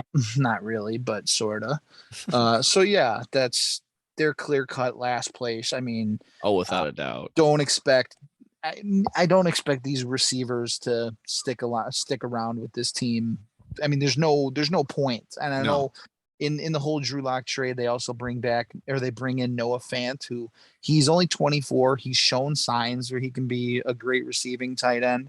So I guess they got a young little piece with him to build around, but you need a whole lot more than just a tight end. 12 other Noah Fants to get anything done at all. So, I mean, getting one is nice. It's just not going to do anything. Yeah, I mean, hey, they have Jason Myers. He was a top 5 fantasy kicker last year. That's a plus. That is a plus. That is a very big plus. I mean, yeah. Just looking at the odds to win the division according to PointsBet, code SYS9.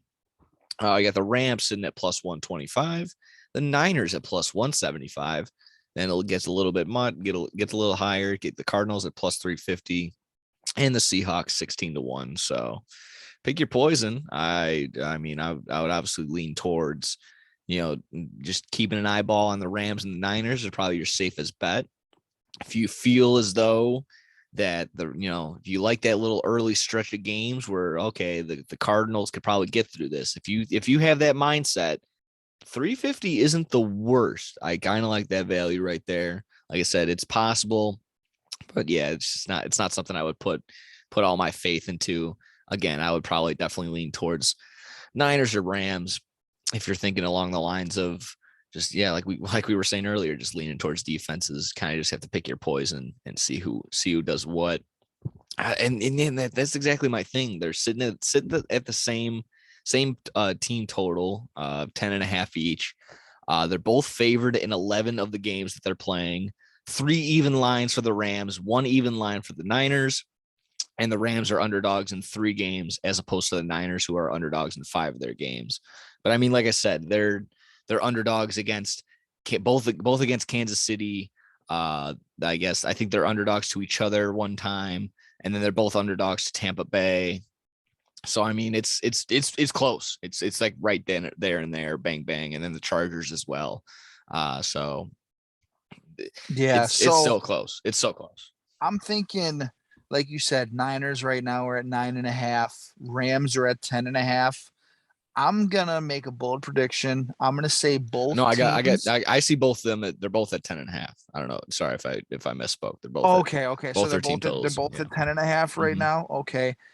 I can see, like I said, it's gonna be a dogfight between these two teams, especially facing the AFC West. I'm gonna say both teams get exactly 10 wins. I think they go 10-7 now with the extra game.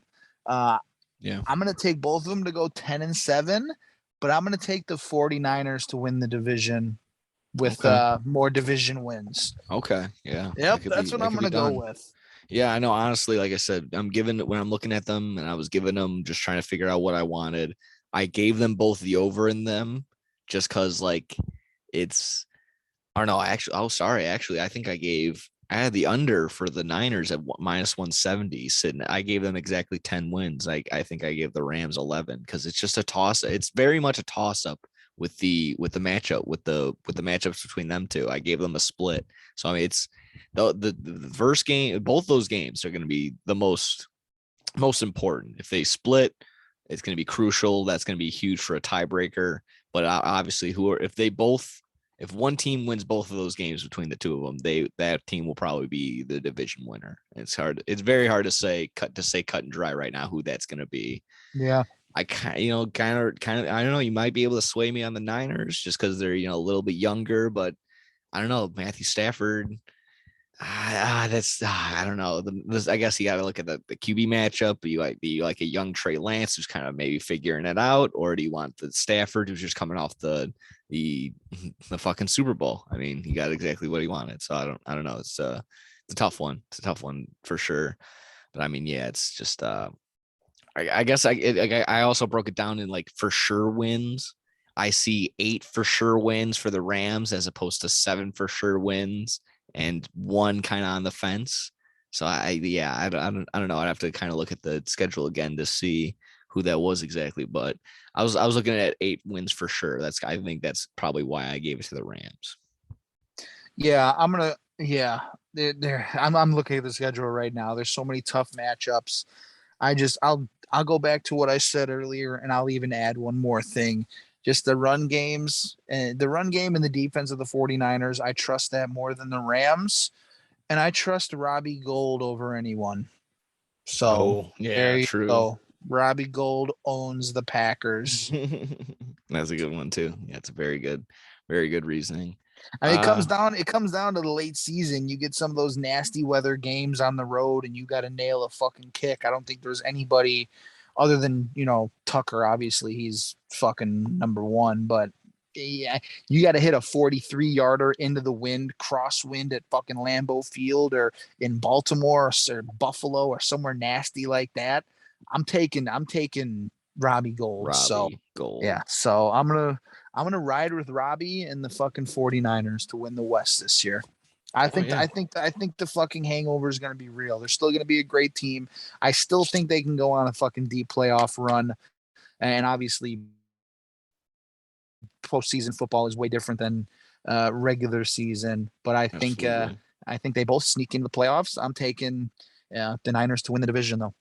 I like that. No, like I said, very good reasoning on that. Yeah, just to quickly go over the rest of these team total overs, if I didn't already say. I did like the over on the Cardinals at 8.5. They could probably get 9. I could even see 10. I mean, not to be honest, if they were with a couple toss-ups, like I said. So I'm not going to be hammering these if I'm taking them at all. These were just in my mind, maybe just to sway you either way. Like I said, I like the over. Like I said, tough start, but they do have a huge 6-game stretch where basically all of them are winnable, and that's almost it's 2/3 of what you need right there. And then just quickly to go over the Seattle, like I already mentioned. There's no need. It's under. Yeah, it's under for sure. Like I think it was mentioned. 5.5. Yeah, I think it was Yeah, 5.5. sitting at I'll take 5.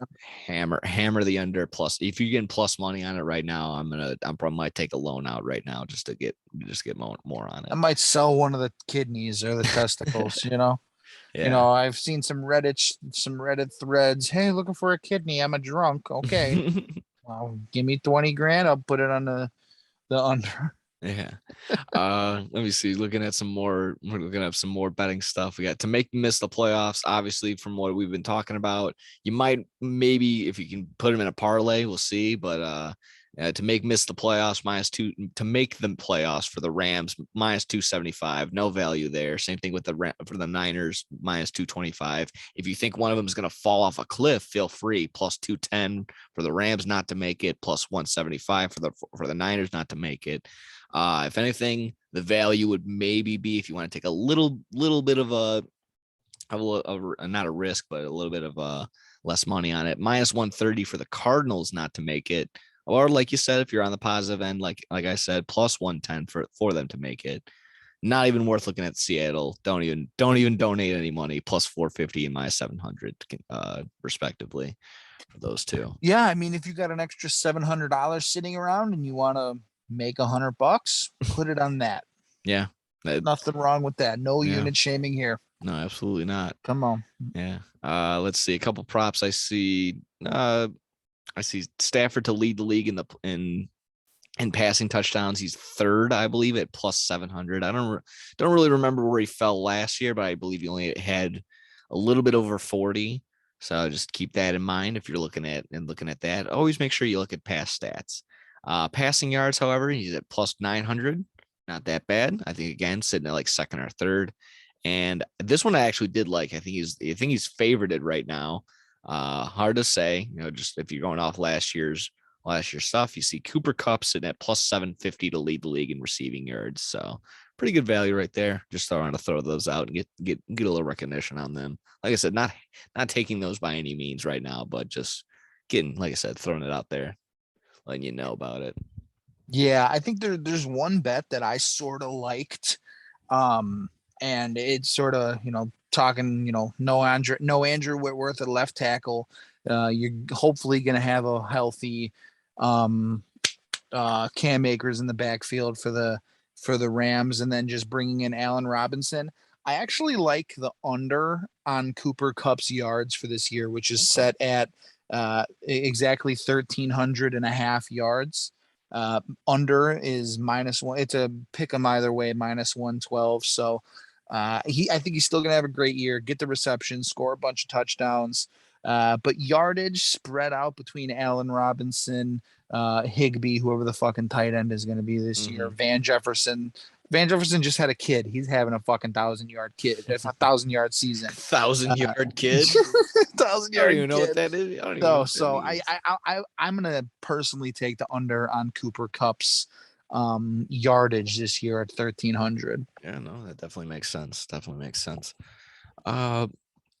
see. Might have to censor it or whatever, but looking at another site, looking at DraftKings, they have a prop called worst to first. So hear me out.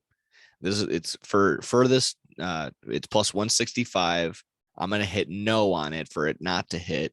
It's any of these teams. Oh, excuse me. Oh, geez. Oh, I'm reading it. I must have read it wrong then. Yeah. Oh, no, it actually doesn't matter either way. Doesn't matter. Any of these teams, which is following the Jets, the Broncos, the Ravens, the Jaguars, the Giants, the Seahawks, the Lions, or the Panthers, for any of them to win their division, no, +165. And like I said, I feel pretty decent on that. The only two teams I would have to worry about are the Ravens for sure, and maybe the Broncos, just because they're gonna have the toughest division probably if this isn't it right now. So I like that right now. I mean, I like that too. Don't have to worry about the Jets.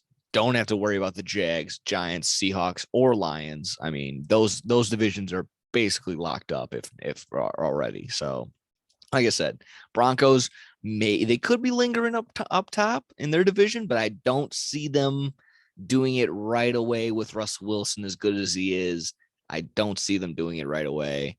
And yeah, like I said, the Ravens could do it. It's possible. I honestly, that division is going to be, I'm going to have to do really big research on that one. I have no idea. It's probably going to end up being, it could be a flash in the pan Bengals again doing it, or it could just be the Ravens being the Ravens and just completely shelling out. So, I mean, that's not another one for another time. So I just thought that was a good one to look into. Maybe just one on some teammates. I can flash through these because I have a couple. James Conner and Zach Ertz to combine for 17 and a half touchdowns plus 330. Hear me out. They can, if you take last year, they combined for 20 between the two of them. James Conner put the big load on himself. He had 15 and Zach Ertz for 5. Zach Ertz didn't play a lot of the year. So if you can get up to just, 8, 9, that would be pretty solid. Takes a load off of James Conner, who doesn't have to have a 4 touchdown game like he did against me in fantasy football. So yeah. I don't know, maybe some fool's gold, like I said, the plus 330 kind of a little enticing. And like I said, but the numbers from last year back it up that it's possible. So maybe you can talk me out of it. Maybe talk me into it. I don't know. Maybe how do you like that one? I'll talk you into it, especially with like you said earlier, no D Hop for the first 6. Someone's gonna have to score touchdowns over there. Yeah, makes sense. Receiving touchdowns. I like that one. Yeah.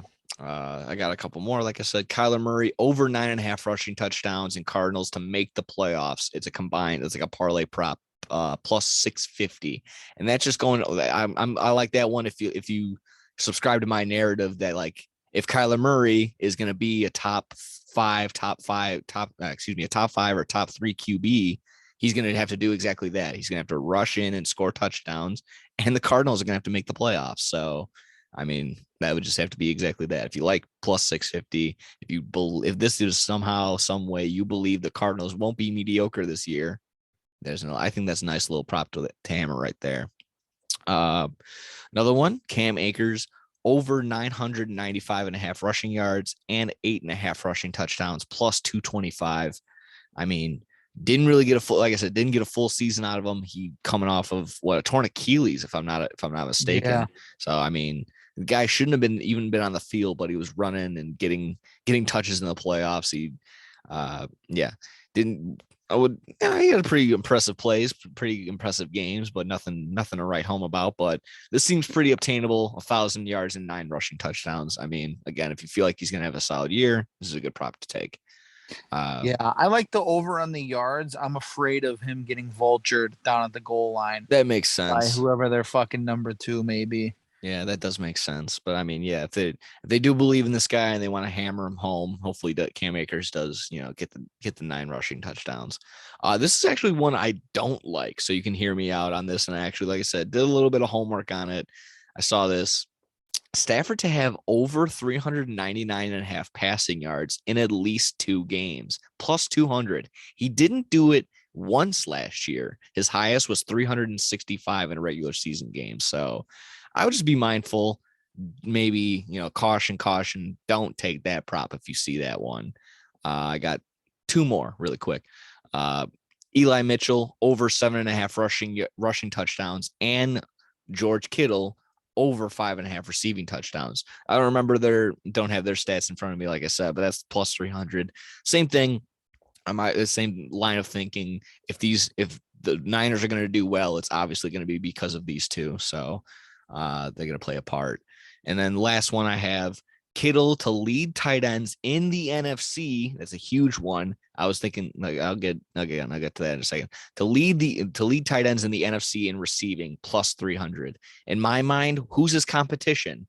The tight end on the Cowboys, maybe Cole Kmet, and that's it. Because I mean, all the other top guys, Darren Waller and Kelsey, they're in the AFC. So I mean, Ertz could also play a part in it too, but Kittle's kind of the clear top tier guy in the NFC when it comes to tight end. So that would, in my mind, plus 300, It's pretty solid thing, and a nice maybe something to root for if you end up falling to you on your fantasy team. So that was basically it on props, basically on all the betting that I had for these teams. I had no Seattle props, none at all. They were pretty brutal. It was like for Seattle to win five games and for someone to score 10 touchdowns, it was just like plus 800.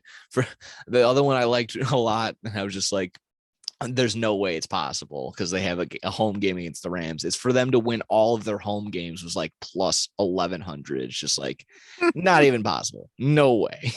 you can have a 12-man, you can have 15, 28 men in the fan army. It's not going to help. It doesn't matter. Yeah. And not enough noise is gonna help how bad the Seattle Seahawks team is. So yeah, that was basically it on all my betting and all my props for these teams, and basically more or less all my notes on them. Unless I also had some MVP. I also had some MVP odds on them as well. Unless you had some bets yourself. I only had one other. I'm not a big, individual prop bet guy when it comes to football. I usually do those week by week. But the Cooper Kupp under on his receiving yards, I like that. And then I'm going to ride with you, George Kittle, over 825 and a half receiving yards on the year. I'm going to take that as well. Yeah, and again, like he didn't have a full season last year. If he stays completely healthy, there you go. Another one of those buzz phrases that you mentioned earlier. If he stays healthy all fucking year, he's just going to tear it up and be the old George Kittle that basically never left. That should be the mindset every time. So I mean, he's a beast. He's a big wrestling fan, so he gets the plus from me as well. Oh so, yeah. So like I said, I got just to wrap it up, I guess I can quickly go over the MVP odds from this division. Stafford is the 8th favorite at plus 1,500. You got Kyler Murray at plus 2,000, Trey Lance at plus 5,000. Like I said, it keeps getting kind of comical and ridiculous after that. Plus 8,000 for Cooper Kupp. What's Drew Lock at, dude? Like I said, plus 20,000 for Drew Lock. Ugh, yeah. He's tied with Nick Bosa, DK Metcalf, and Aaron Donald, all at plus 20,000. You see Debo is at plus 12,500. That I have a problem with. What? Aaron Donald should not be tied with Drew Lock for MVP. I know, but he just I get that they're both 12,000, but that doesn't sound right. I know. He's probably the highest rated defensive guy, though. I mean, it's so hard for them to do anything. I know that isn't the Defensive Player of the Year award. It is what it is. I mean, yeah, you get the bad rap, I guess, when you're the best player to be in a 3-point stance currently playing the game. So I mean, yeah, I don't know. That's a rough one. Yeah, I don't know if you had any more notes on the NFC West. I can go ahead and spin the wheel and see who we're going to break down. Yeah, I mean, that about wraps it up. We did a pretty good job covering about everything. I think so. I mean, sure enough, everyone. Who'd you take to win the division again? According to my late night notes, I went with the Rams just because I had 8 for sure wins compared to 7 for the Niners, and I'm like I said. You can easily sway me either way. Whoever takes those 2 games against each other, if they split or if one has a more dominant game over the other, it could be like last year where they probably end up. That doesn't make any sense. Never mind. You can strike that. When they meet, it's going to be explosive, and we're going to know probably then and there who's going to end up winning that division, probably from those 2 matchups. Yeah, they're going to be violent matchups. They're going to be brawls. They're going to be ugly fucking games. But that's what I live for. I hope so. Honestly, I really hope so. We got to get that. Like I said, get the juices flowing. Get the hate. Let the hate flow through these players. Yeah. All right. So Nick got the Rams. I got the Niners. We're gonna keep fucking track of these. Yeah. Okay. Yeah. For the sake of if we're keeping track, I'll say Rams just so I can. I feel like I always pick the fucking the odds on favorite, but I picked the Angels to win the West, dude. Come on, it's okay. I did second you. All right. Without further ado, we can go ahead and spin this wheel and see who we're gonna go ahead and spin that wheel there. Savannah White or Vanna White, that dumb bitch's name. There we go. We are spinning. We are spinning and we are spinning. I wish we had some sort of sponsor for the wheel, but it continues to be PointsBet. And we will previewing the NFC East. So, probably one of the stinkiest divisions. We're going to have the Commanders. We're going to have the Cowboys and the Eagles and the goddamn Giants. So I guess we'll just have another segment of more or less the same thing, talking about two competitive teams, one team that can probably come out of nowhere and one shit team. So get ready for that, and a bunch of Daniel Jones hate. So yeah, I guess I don't know, hate or just criticism or facts. I don't know more or less on that.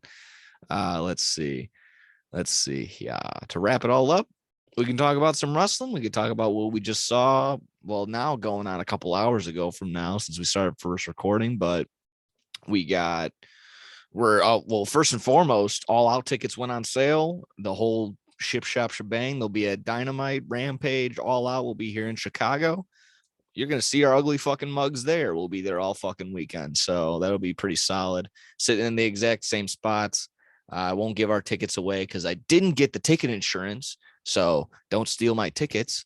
I'm just gonna remove that whole entire audio out of that. But either way, like I said, we'll be there all week. It'll be awesome. I'll probably end up going to the Fan Fest too.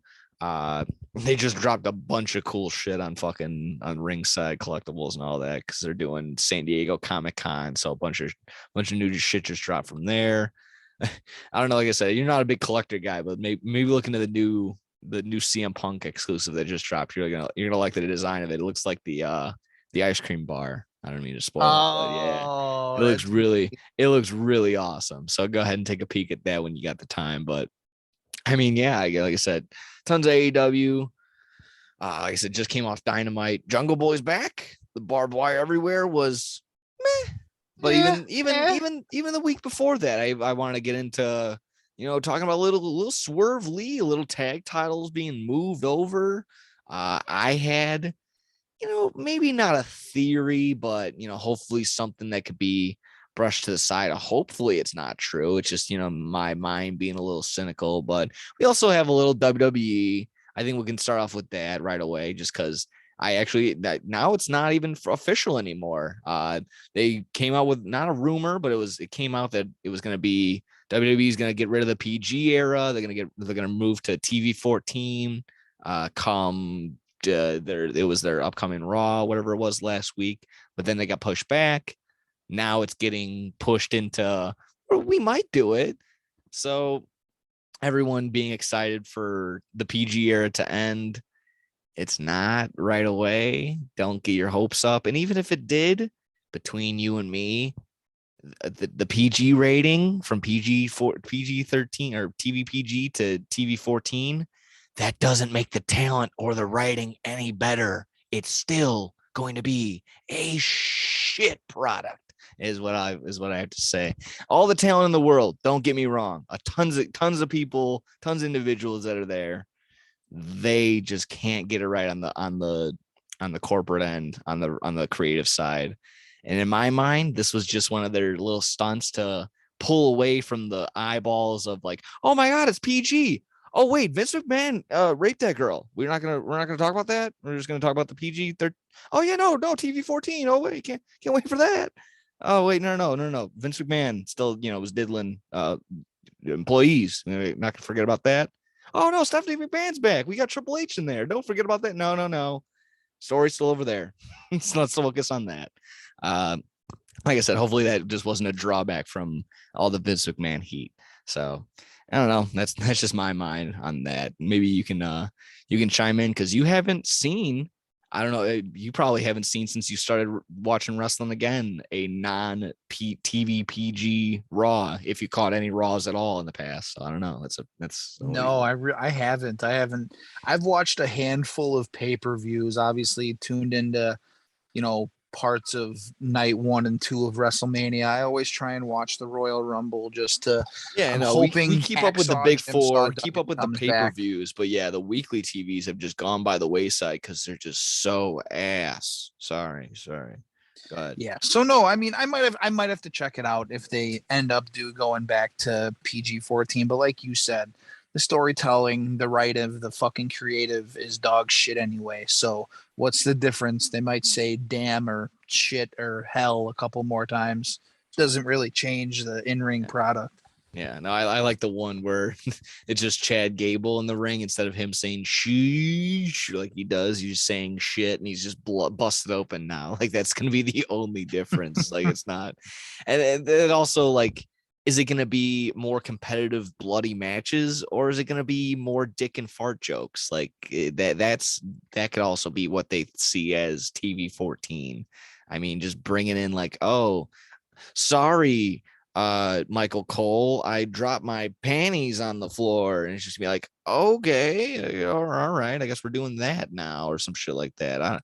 I don't know, just it could be a mess. It could be cool, but knowing WWE at this point, they're kind of just churning out fucking matches for the sake of just putting out content. So I don't know. We'll see. Like I said, I maybe it just might be a distractor from the fact that Vince McMahon is still just, being as a horny little horn dog, as they say. So, yeah. If you got anything more on that, I can swipe back over to the AEW side of things. Like I said, yeah, the tag team titles switch hands, which was, for lack of, a pretty solid matchup. It kind of came out of nowhere to me that they were gonna do this little tag swap. So I felt like I've been talking for a minute. So, like I said, what were your initial thoughts on getting Swerve Lee the tag titles? I'm a big fan of Keith Lee. I don't know if I'm the biggest fan of Swerve yet. I think it's very obvious that I'm not the only person who thinks that. Like even watching the celebration tonight, they always come out to Keith Lee's song. Even if Swerve gets the pin, they play Keith Lee's song. And coming out to the celebration tonight, everybody just started chanting, "Oh, Black bask in his glory." And then Swerve just grabs the mic from Shivani and he's like, "What? I don't get no love or I don't get no attention or whatever." So He did I it. guess He did his Swerve's house thing, but yeah, I fuck know him. exactly. Yeah, clearly, it is clearly Exactly. not They one had to. sided, but yeah, it's clear as day that Keith Lee is way more over than Swerve Strickland. Yeah, so I guess I'm okay with it because of how popular Keith Lee is right now, but just it was quick to take it off the Young Bucks as quick as they did. I thought we were gonna get some FTR action in there Yeah, for that's the exactly. fucking four belts, but I Yeah, guess not. yeah, that's kind of what I'm leaning towards, and what I'm hoping isn't true if it has any legs to it at all. I really truly hope that the Young Bucks aren't taking this to heart, that FTR might be over more than they are in their own company. It's a it's a tough pill to swallow, I'm sure. But like, it's every time I see them, it's like the SpongeBob thing where Squidward puts his arm out, no reaction. SpongeBob puts his arm out, i.e., like being FTR, and the crowd goes absolutely ape shit. It happens every single. They can just be a vignette, could just be a promo like they did earlier today. The crowd goes absolutely crazy for FTR because of how popular, just how great they are in the ring. Dax Harwood, just in singles matches, might be one of the best in-ring wrestlers that there is in the industry. That's not putting anything on Cash Wheeler. He's very good as well. We saw him in his match against Jeff Cobb and their singles match against each other. So I mean, it's clear as day, and I hope, like I said, I hope that they didn't drop the titles like they did, not to get like a cheap hype for Swerve and Strickland. I just hope that they aren't, pulling the, like, I guess looking up to their hero Shawn Michaels, doing exactly what he would do back in the day, is not giving the right guys the push or the title belt, or working with somebody that might hurt their image at the end of the day. Like I said, it's just clear as day. They can, and that's the thing though, they can compete, and they've gone against each other. I don't know why I hope that's not true, and that they wouldn't try and be sandbagging them in any sort of way like that. I mean, it's clear. That's what we want. We've been talking about that for months. We want FTR against the Young Bucks for everything. And that's exactly what this all out thing would be. And now if they even are going to do that, switch switch the plans back at all, it kind of it's a little too close. It's a little too late. I mean, we're coming off almost the end of July. It's going to be early August, and the shows that they're going to have basically five more Dynamites to establish who's going to be going up against FTR, even though they aren't the AEW tag titles. They're the number one champs. I don't know. Yeah, like I've been saying, we wanted it all FTR, Young Bucks 2 at All Out. We're gonna get FTR versus the Briscoes at this upcoming ROH show, so that's gonna be fucking solid. But I'll take that. But I don't know. I'm gonna be open. I'm gonna have to be very open to what they do. Obviously, anything that they do with FTR, I'm gonna be a fan of. So if they give Swerve Strickland and Keith Lee versus FTR, while it might clash a little bit, it might not be the high flying and most anticipated thing like a Young Bucks FTR 2, you're still gonna get a solid ass match out of that. That's all I'd have to say on that. So, like I said, hopefully my nice little cynical brain of the Young Bucks don't want to push FTR over. They're being little bitches.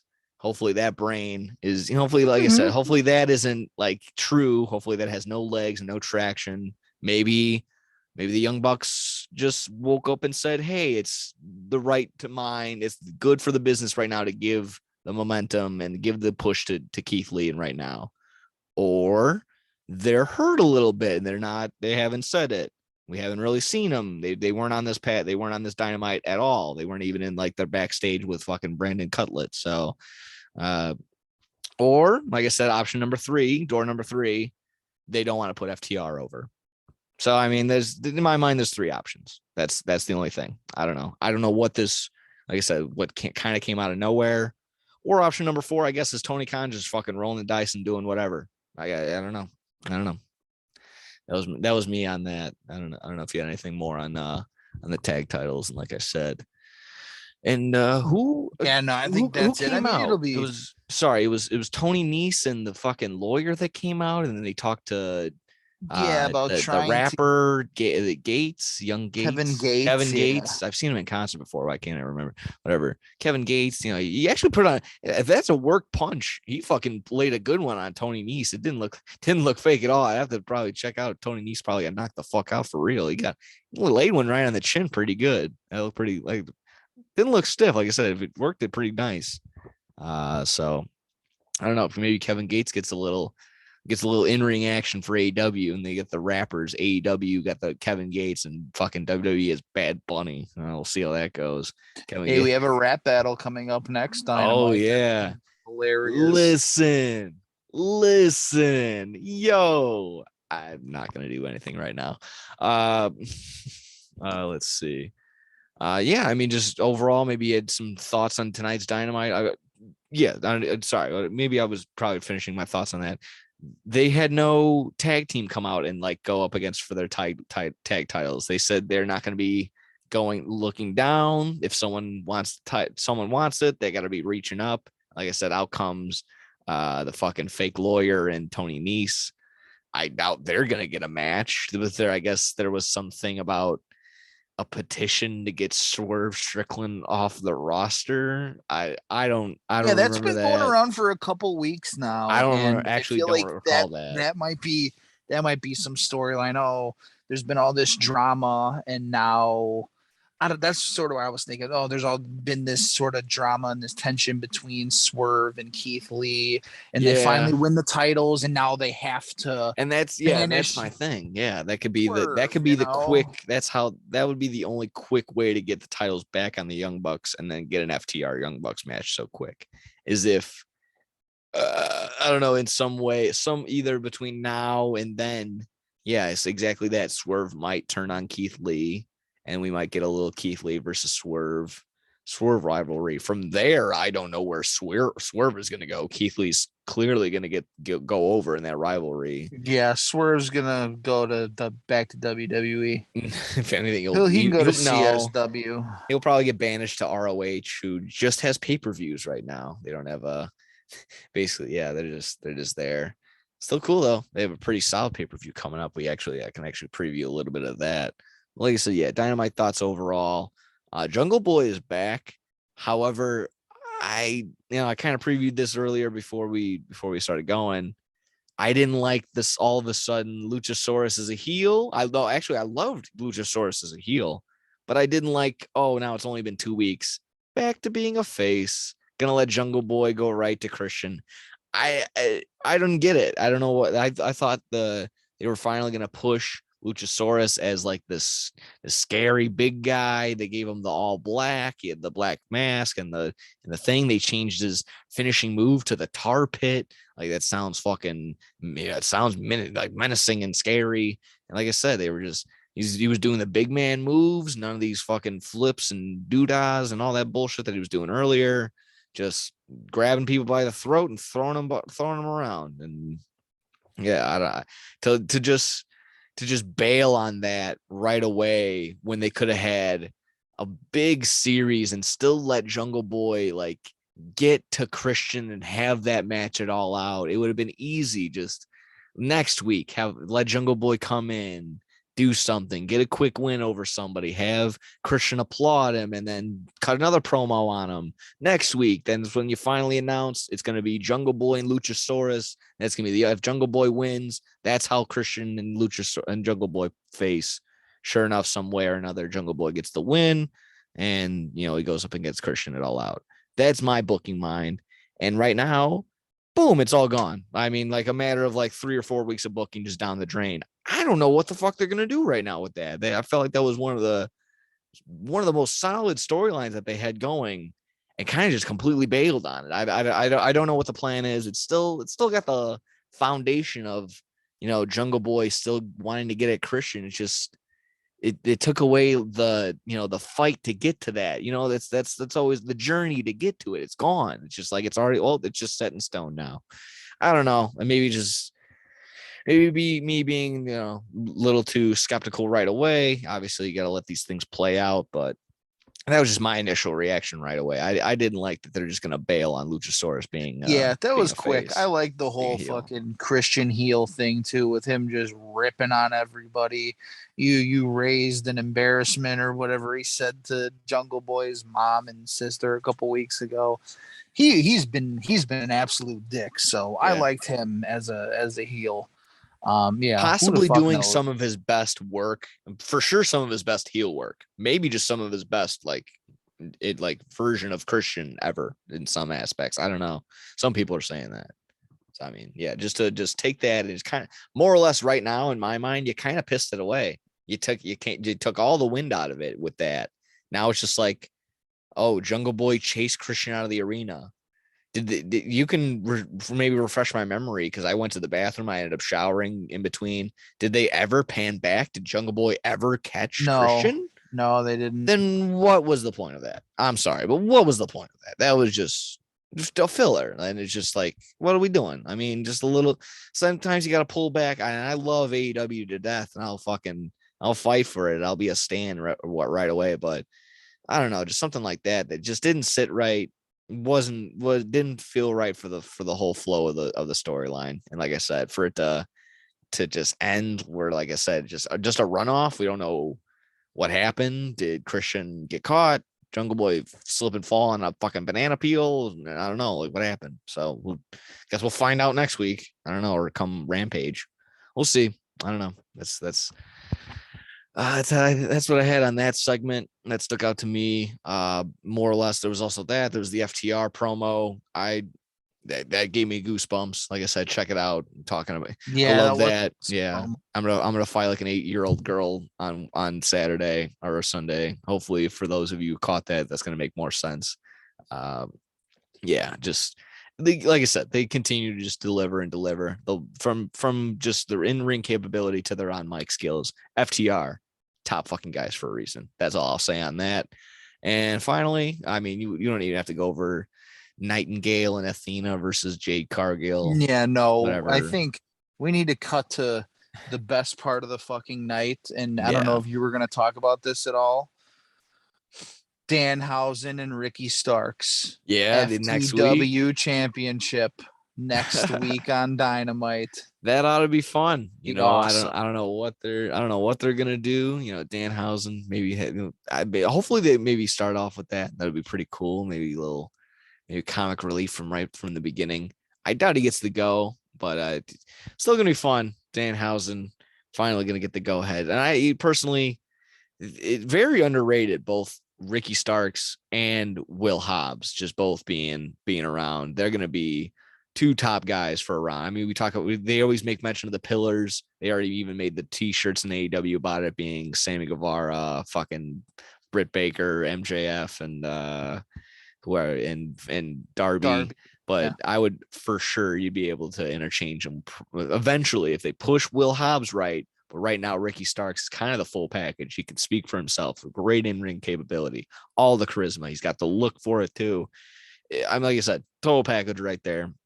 He can be around for a while. He's got a lot of connections. So cool on Ricky Starks.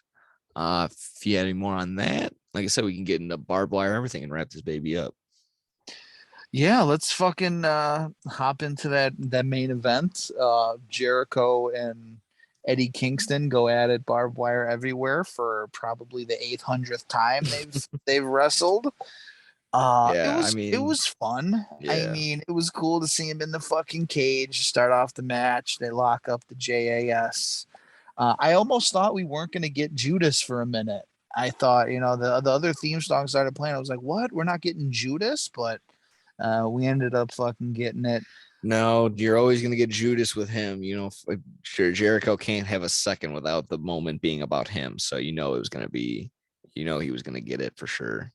Oh, did you hear? I totally forgot the fucking top wrestling news of the week.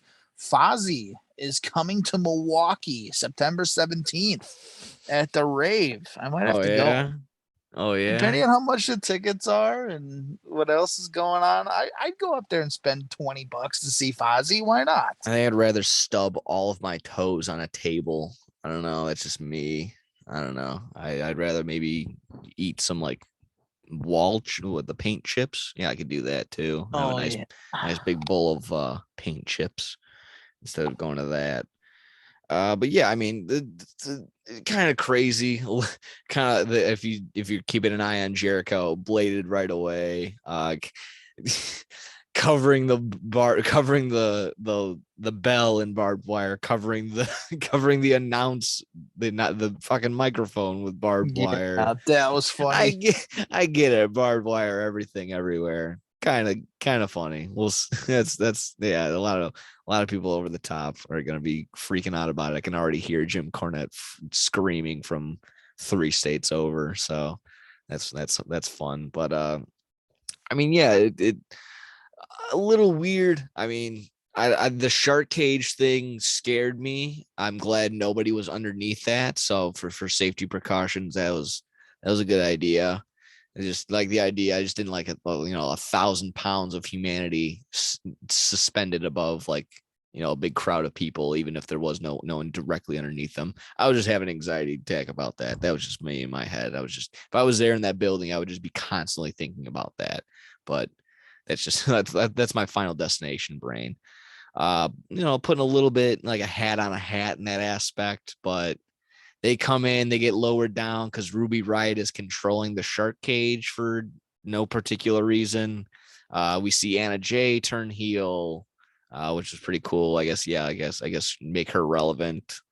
Ty Conti doesn't know how to use a key and unlock a lock. They just went straight through the side of the cage, and then they definitely. Why'd they give her the keys again? She fucked it up at the blood and guts. Why would they? Bitch? Listen, it was hilarious, and you got to go back and rewatch it because it was very clear. The first 2 guys got out of the cage very easily. And then it got to Jake Hager and I don't know the dude's name, the Matt something. He was the other 2.0 guy. Yeah, Daniel Garcia. They tried to get Daniel Garcia and the skinny guy, Cool Hand whatever his fucking name cool. is. Yeah. They got out of the fucking cage really easy because they're skinny. And then the two big guys tried to get through the cage and they couldn't get it. So they just pan back to the ring. And like 30 seconds later, here comes Jake Hager and the fucking other guy. Makes because sense. they couldn't get out of the cage. You'll probably see a fan video for sure of them struggling on like Botchamania coming up 110%. I mean, yeah, just all of that. Like I said, they come in and they ransack them. I'm halfway paying attention. I had a very long day today. So I was like, halfway paying attention. It was pretty cool. Bunch of near fall finishes. Finally, Sammy Guevara comes in after all of the bullshit. He wasn't in the shark cage to begin with. He could have been there from the get-go, but no, he waited till the end. And then like I said, you can clear me in if I'm fucking it up. Gets all in a scrap, this, that, and the other. He's able to he saves Jericho from the back fist, I believe, and then he does something to him, and then Jericho ends up hitting the Judas effect, and then he ends up getting the win. The Judas effect covered in barbed wire. Covered with his hand all covered in barbed wire to double down and make it more effective, obviously. The only thing, that's fine. Maybe hopefully put a bow on this fucking rivalry. But just the rushed little spot at the end made zero sense to me. I mean, literally rushed. I mean, it felt like Eddie Kingston just grabbed Sammy Guevara, said, "Get the fuck out," tossed him after like trying to sell something. And then he just grabbed Jericho, pushed him out of the ring, didn't even try and hurt him, throw any kicks or punches, and then just grabbed him for a hip toss and just tossed him into that bed of barbed wire, that little spider web of barbed wire. Yeah, that's what they called it, the spider pit or the spider web or whatever they called it. Yeah. So I mean, very, very much just short on time, very much just rushed at the very last second. Just like exactly that. Just didn't feel right. Don't know why they did it so quick. They've been doing, it's been like consecutive weeks now where AEW's been going over. They're gonna need some sort of in-house like check, like, hey, we need to cut back on maybe the commercial breaks or something like that, or maybe cut down on these fucking 15-minute matches that more or less don't do anything for storylines. We can maybe focus on the ones that we are trying to push the storyline, i.e. the main event and shit like that. So I don't know, that's just me. As much as I love Ricky Starks and that other guy going as long as they did, cut back a minute or two. I that's just me. Again, maybe just being a little bit of an ass wipe about it. Just like, if we're gonna make storylines and throw these matches in and do all this and prep, have the time for it. That's as simple as that. I think it would be booking 101 in my mind, but I don't know, not the worst AEW by any means. Could have been better. Overall, still looking forward to a bunch of shit. I mean, that all more or less just wrapped up that. And then I don't know. Like, little final thoughts on the Dynamite from this week. Yeah, Ty Conti got to see her underwear through her pants. That was awesome. She was wearing a white shirt, shorts. Glad you're focusing on the good stuff. Yeah, on the important stuff. A white thong under white booty shorts. Dude, one fart and those things are done. Yeah, she's not. It's not her time of the month. That's all. That's all with that one. But yeah, it was good. I'm excited. Next week we get fucking Danhausen going for the FTW championship. Upset of the world. If the Seahawks, if Drew locks plus 20,000 to win MVP, Danhausen has to be like plus 50,000 to win this match, and I'm taking it. Man, I'll put my house on it. I think they're gonna put it on Danhausen for a day or two or something, or a week or two, and then he loses it again. I don't know. He might lose it the old-fashioned way. He might just straight up misplace it. He's gonna lose the title. Yeah. That's how that'd be pretty. That'd just be classic Danhausen, classic comedy. That would be pretty good. Like I said, I don't want to focus on it too much. I just do want to shine some light on it. Like we did make mention to it already. ROH is having their pay-per-view Death Before Dishonor this Saturday. This Saturday. They're always good for the Saturday pay-per-views. The main one, besides, Jonathan Gresham, Claudio Castagnoli for the world title, that ought to be great. If they're going to continue the stretch of AEW guys just winning Ring of Honor stuff, then I guess Claudio wins, and he's not the worst to fucking have the Ring of Honor title. He had it before, but I still feel as though Jonathan Gresham still should retain. Just being if they're going to have some sort of any leg on what the Ring of Honor like of just a few months ago was, should still maintain him as the title for at least a little while longer.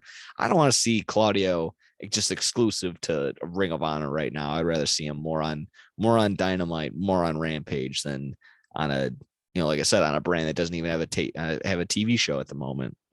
Unless they do, work on it. Maybe get them on Access or something. But there's that. Jay Lethal versus Samoa Joe. That's going to be fantastic. Haven't seen Samoa Joe perform in a while since he won this title. They've been ransacking him, talking a bunch of shit. I can only imagine how they're going to get Sanjay Dutt and that Ramin Rashim, the big tall fuck, how they're going to get him involved. Maybe that gets him in. But like I said, hopefully Samoa Joe's just looking good and ready to go. No injuries, nothing lingering. Just get a good performance out of him. Wheeler Yuta versus Daniel Garcia for the PR title. Yeah, that's a very technical time right there. No, that's snack time for you. I'm gonna watch that. It's gonna be a very sound technical match. I like Wheeler Yuta now. Yeah. I'm coming around. It might not be, like I said, it's not gonna be jumping off the mat, doing a bunch of backflips type match. This is gonna be for the technically sound guys that just want to watch that shit. So that's gonna be cool. Mercedes Martinez versus Serena Deeb. I didn't know for the women's title. They've been tag teaming as of late on Dynamite. I didn't know they were going to be against each other. So there's that. And then the 6-man tag for the 6-man tag team championships. The Righteous, the current tag title holder, the 6-man tag title holders, will be going up against Dalton Castle and the Boys. No thoughts on that, really. Probably the Righteous will retain. But honestly, after all that, it's going to be the main focus is obviously and foremost FTR versus the Briscoes. Their second matchup against each other is a 2 out of 3 falls for these Ring of Honor titles. Boy, oh boy, if it's anything like the first time they went up again, I mean, if we're going to get 2 out of 3, we're probably going to get just short of an hour of this match. I can't wait. That's it. I mean, I don't want to put any sort of expectation. Just for the sake of time, we kind of already did preview it and whatnot, but I can't wait. Simply that I cannot wait to see this match. Okay, if you have any thoughts on this card, feel free. Yeah, coming into AEW just a little over a year ago, or just under a year ago, right? Yeah, I've been exposed to so many new wrestlers. I didn't know shit about ROH or New Japan or any fucking CSW for that matter. UCW, everything, and just being exposed to all these fucking great talents. There's no denying FTR is at the top of that list. Excuse me. There's no denying they're at the top of the list in all of professional wrestling right now. I'm not gonna say I probably won't buy the pay-per-view. I'll definitely have to go back and rewatch it, maybe on a fucking certain site, on a certain illegal website. I might have to go back and rewatch it, but I definitely want to watch this match just because of FTR. Like the rest of it, I can do without, I guess. That's just me personally. But I'm going to make it a point that Sunday, when I'm doing nothing, Sundays are my day off. I sit around, eat Taco Bell, jerk off, and play video games. I'm going to fucking set aside an hour to go find that match somewhere on the internet and watch it. No, yeah, and that'll definitely be worth the time. Honestly, I mean, they did drop the last Ring of Honor pay-per-view on Pro Wrestling Tees. These shows are going to be available eventually, but I might be in the same boat. I could, I'm going to make the effort to go and see it on the pay-per-view. I think Mike was talking about watching it at his place. Okay. If you're down. Oh, also, yeah. Open invitation to anybody listening right now. We're going to go to Mike's house. We're going to go watch some wrestling. So we'll do that. If you stop in, bring a pie. Let's bring something good. And then, but yeah, I think we're going to try and watch that on Saturday. If you got nothing to do, swing by. I'm gonna be probably Wiffle working ball? Question mark. yeah, a little wiffle ball to get her going. I might be working my hands to the bone to start the day, so we'll see how that goes. But more or less, I'm gonna try and for sure be over there by the time first bell rings. I think that's gonna be the goal. But I mean, if I miss Mercedes Martinez, Serena Deeb, if I miss the boys versus the Righteous, if I miss Wheeler Yuta and Daniel Garcia, I will. I mean, I'll be opposed to not missing that one. But if I miss it, I miss it. I want to see FTR and the Briscoes, and I would love to see Claudio versus Jonathan Gresham if I can only see two of them. That's the one. Yeah, I It makes the most sense. completely agree. Yeah. So I mean, without further ado, this was a late one in terms of just how late we were going, and it's late getting out to you as it is, but this was great. This is good. Whenever, like I said, went over everything. Fuck, we jam-packed this episode. So fuck, thank you for listening. Thank you, PointsBet, code SYS9. Like I said, we'll be previewing the NFC East, right? We said NFC East next We got week. the East, We baby. got the East. So if you like the Cowboys, the Commanders, the Eagles, and the Giants, if you like those teams, go kill yourself. No. I'm just kidding. No, if you like those four teams, sit in next week. We'll be previewing those props. Maybe dive in. We did pretty well on just previewing the teams themselves. If we have any lack in any shit, I'll probably, focus on some fantasy players. But honestly, that could be another stop for another day. Maybe honestly, honestly, I think we'll just do a straight up fantasy preview show in general. We'll see how that goes. We got a bunch of shit working in the works. But yeah, more of our thank yous on the way out. Thank you, Bill. Thank you, Troy, for the calling. Thanks for listening, bud.